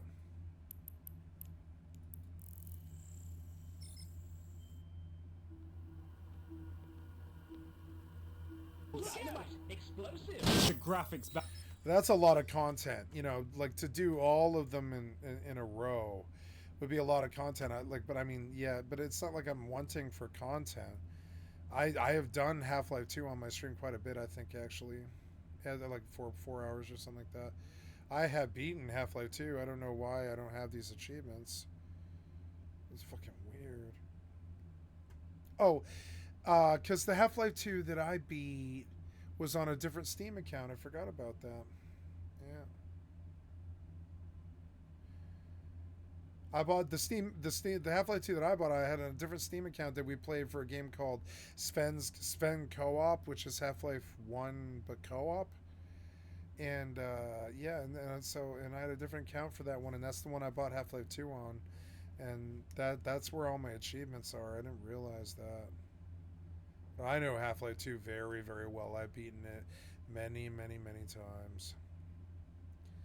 It would be fun to do it again. There's fun things you can do with Half-Life 2. Like, what I like to do is the shotgun only has like I don't know, 16 or maybe 24 pellets or something, but you can turn it up to like 200 pellets, and a 200 pellet shotgun will actually fire like a real shotgun in real life. It'll put like, you know, 200, 300 bird shot into somebody, and it kills them. It fucking tears their body apart.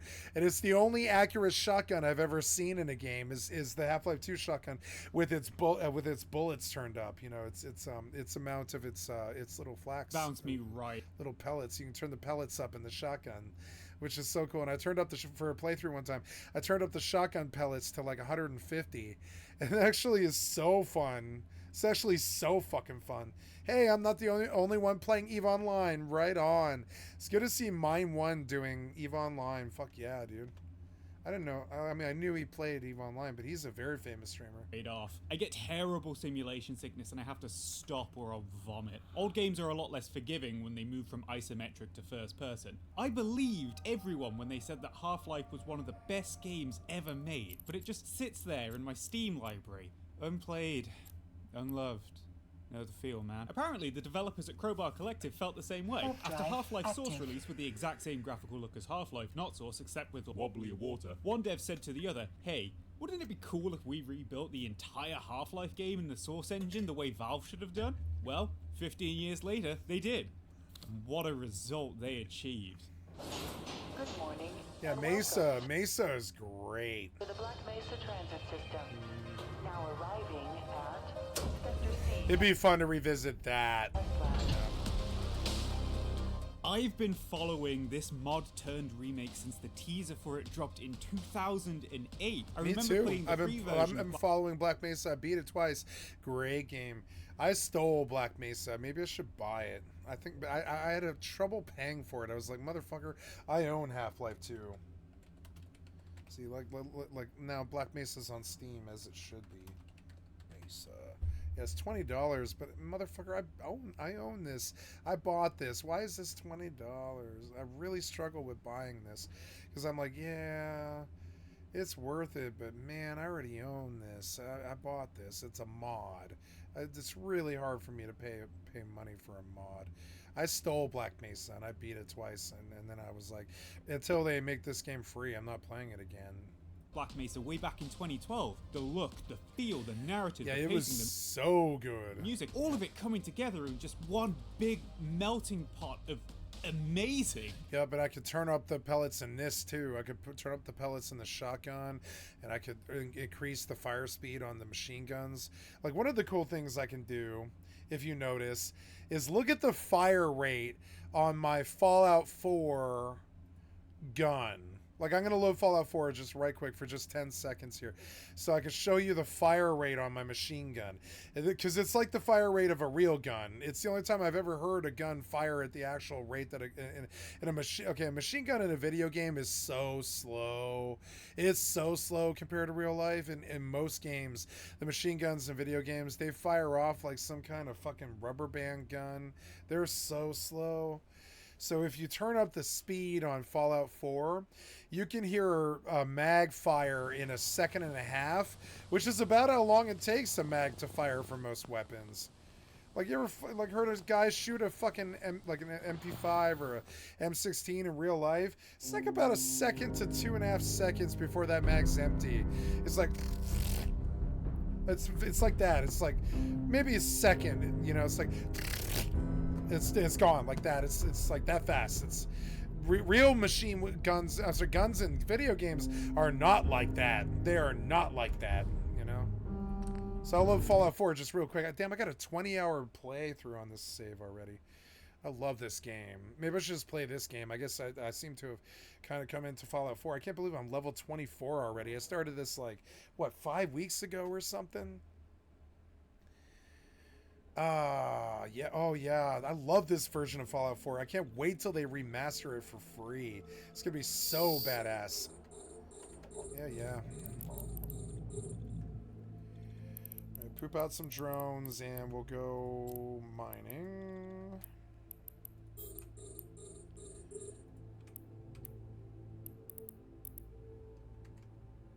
Oh, my opportunities, yeah. Oh, the music's so good, yeah. Rewards. Oh yeah, look at that. What is it? It's 44 million ISK for all that Veldspar.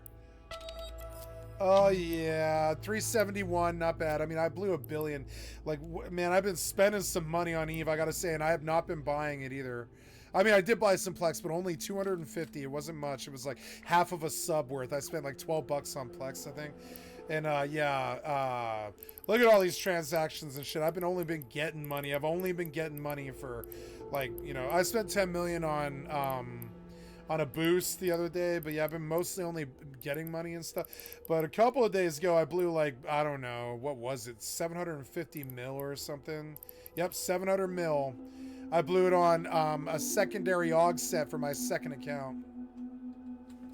Where am I? I'm like, oh yeah, okay. I'm at the main town. Oh yeah. So look, I turned up the speed of the game so it plays faster and stuff. Look how fast this mag goes out. It's like,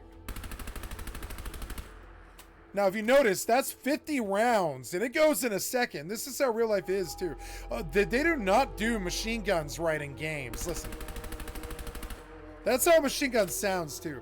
And I had to turn the game speed up a lot to get it to this fast. But now I want to play the game just because I have a real machine gun, unlike most games. Most games do not fire a machine gun that fast. They're more like... It's more like... Yeah, it's like that fast. Usually it's like... Yeah, it's like usually like that. It's like really slow. But this is... That's like really like fluid and smooth. It's so juicy! Let's go see if there's some zombies out there. I love this fucking game. Yeah. Maybe I should play this game.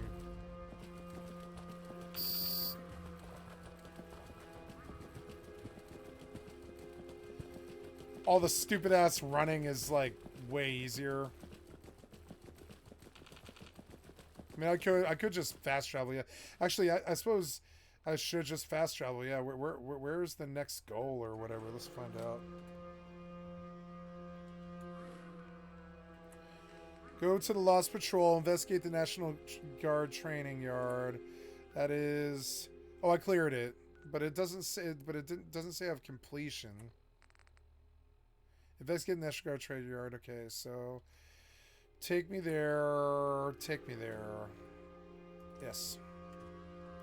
I will be starving and thirsty when I get there. And it was a free mod that people made in their spare time. It is not a free mod. It's $20. That's dedication. You know, it kind of makes you think that something being free isn't in defense of it being bad, huh? Finally, I could understand why Half-Life was such a landmark. Is Black Mesa fucking free? It's not, though. It's not. I think you can download it for free and get away with it, but I don't think it's ever meant to have been free. I don't think it's ever been free. That's a misnomer. No, this has always cost something.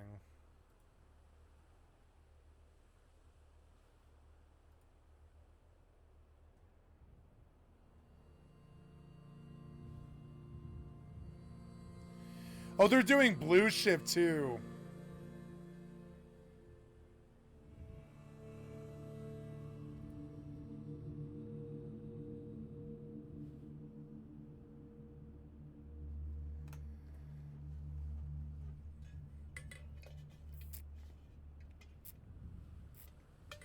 Unreal Gold, or yeah, what was it? It was an Unreal Gold fork.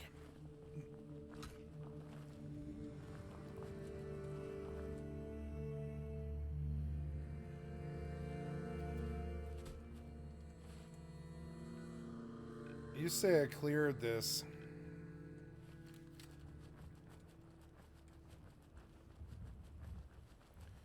Where does it want me to go? Oh, way back there. Oh, yeah, okay. Well, so... I don't know. I guess I'll go back in then. Anybody around? No.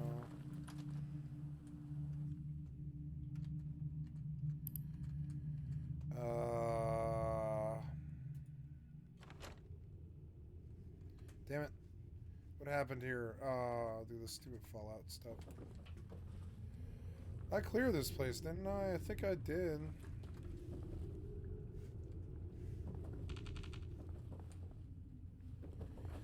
National Guard Training Yard. Where's the objective marker for this?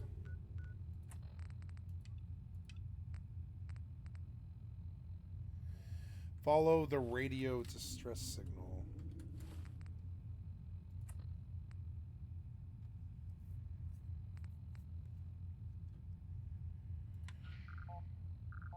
Which one is which?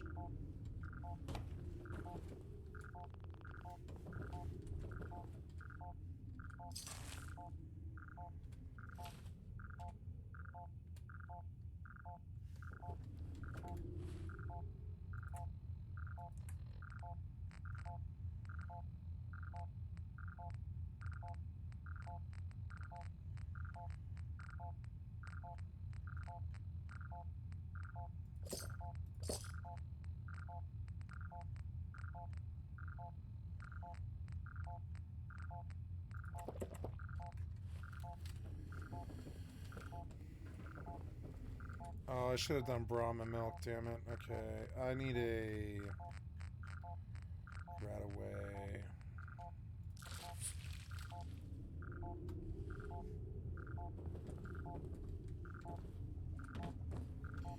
I guess I'm playing Fallout 4, I didn't know. So we'll change the title. EVE Mining, we'll do Fallout 4. EVE Mining. Say Fallout 4. Fallout to the call out, baby. Wow, there's 3,000 viewers watching Fallout 4 right now. That's insane.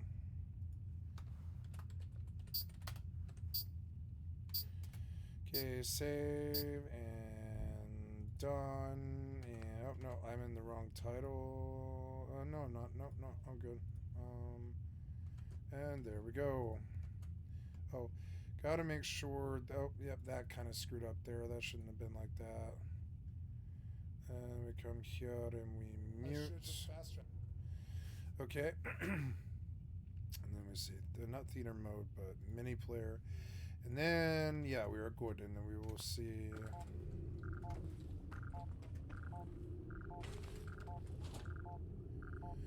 It's an assault rifle.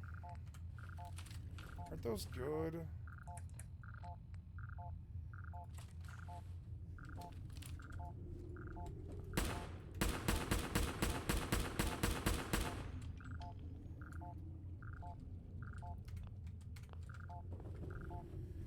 86. The asteroid is depleted.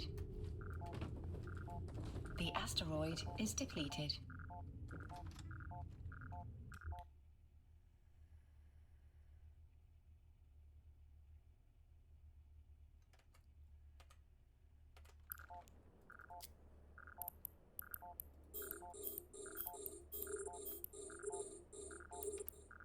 The asteroid is depleted.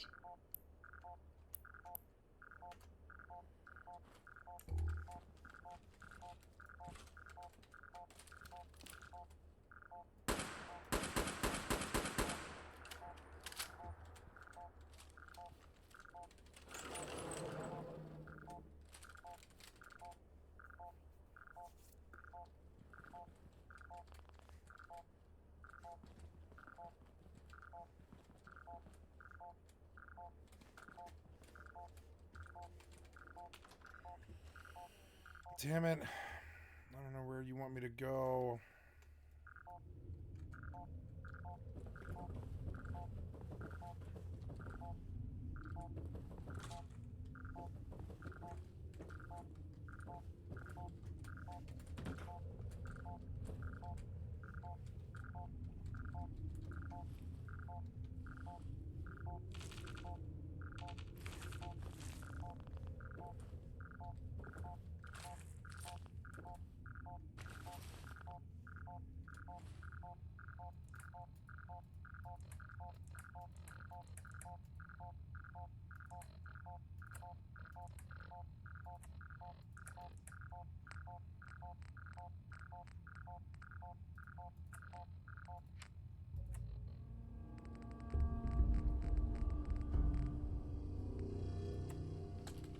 Nitera Aslan, Brotherhood of Steel, Recon Team 429 Alpha, serial number 3431.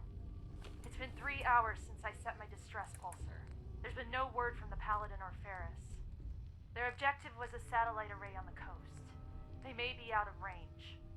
My orders were to hold this position at all costs. The entire site has been overrun. The door won't last much longer. Paladin Brandis, sir. Wow. It's been an honor, sir.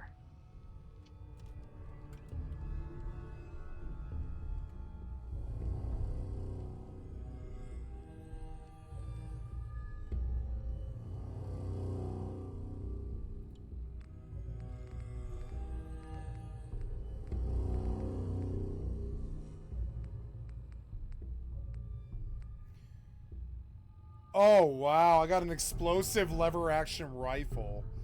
Look at the damage on it, but it's still not as good as that, though.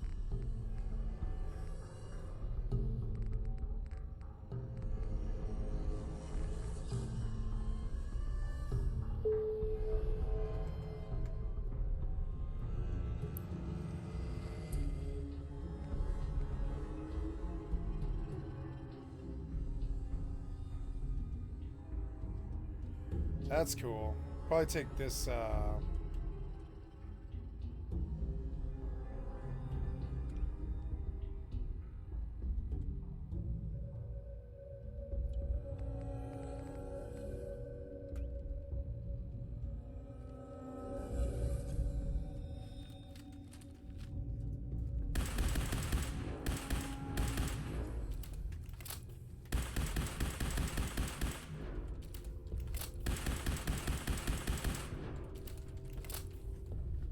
works for me.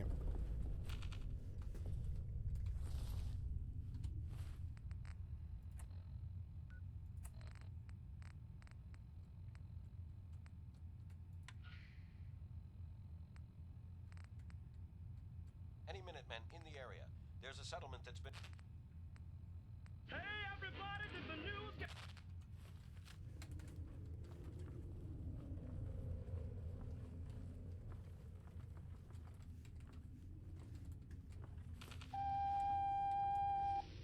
This is Bill Slocum Jr. in San Francisco. Radio stations in this area have been ordered off the air by the United States Army. They've given us no reason for this, but we've not been broadcasting from this area for about 5 minutes. There's a story in this area that planes have been sighted off the Golden Gate, some 50 of them.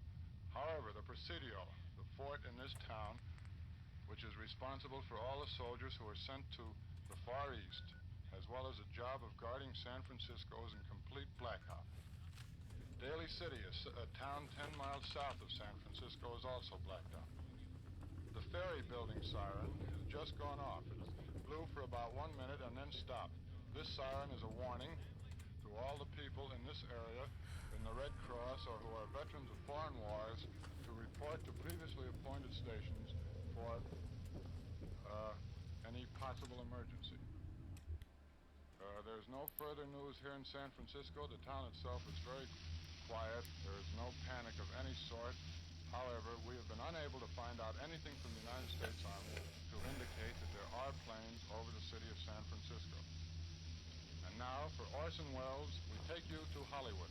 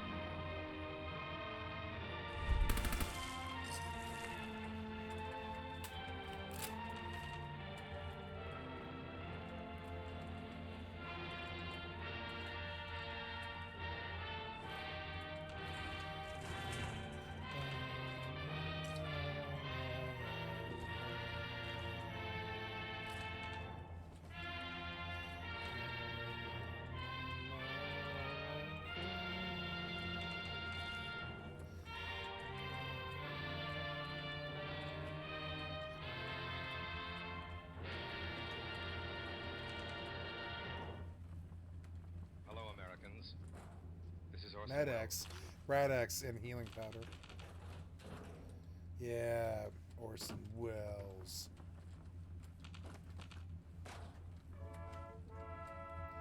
National Guard Training Yard.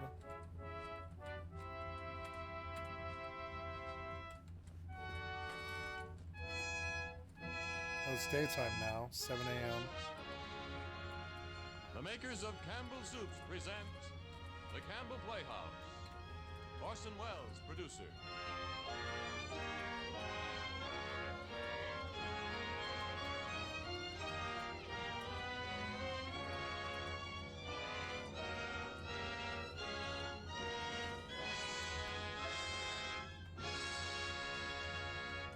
Good evening. This is Orson Welles. Tonight we broadcast our version of what is generally regarded as one of the greatest of modern mystery murders.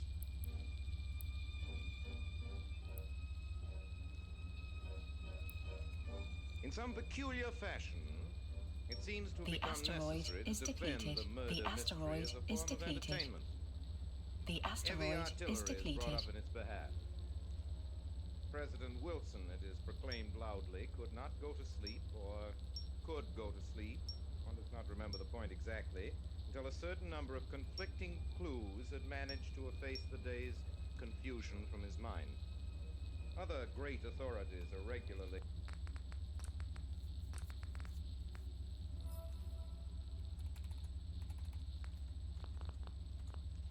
heralded as a further proof that a human concern with the mysterious death of a fictional character to be solved only after suspicion has been aimed at every adult in the neighborhood, not particularly shameful. I've never understood the need for this defense. Murder mysteries are, among other things, our most moral form of entertainment. The wrongdoer is regularly apprehended. If he is not, I have incredibly missed some fascinating black sheep of an author in a flock otherwise startlingly white. And one learns an obvious lesson that to be suspected wrongfully is in due course to be triumphantly cleared of suspicion. Life doesn't always proceed according to this admirable pattern.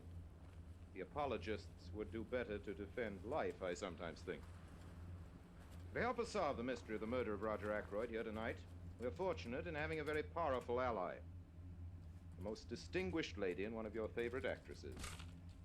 A lady in whose ears a nation's applause is still ringing for her latest brilliant success in Drums Along the Mohawk. Miss Edna May Oliver. Drums Along the Mohawk sounds Ladies and gentlemen, awesome. before we delve into the mysteries of this night's doings, Ernest Chappell has a comment to make on something which appears to be no mystery at all. Mr. Chappell. Thank you, Orson Welles. I'd like to ask all of you if you'll do this. The next time you're out in the car, driving along the highway, just note the great number of eating places that display as their main invitation to you the words chicken dinners. The reason, of course, is simply that the proprietors of these eating places know by a long experience that to nearly all of us, one dish that is a symbol of good eating is chicken. Now, because chicken is a favorite dish with nearly everyone, it's really no mystery at all why Campbell's chicken soup continues to grow steadily in popularity. Oh, there's only one weapon See, in for every this drop of the situation. glistening golden broth, there's the rich chicken flavor you like so much. Yeah, we're gonna get 3-in-1 here. Oh, maybe 4-in-1. Every fragrant plateful. And you'll also enjoy the pieces of melting tender chicken meat that Campbell's add.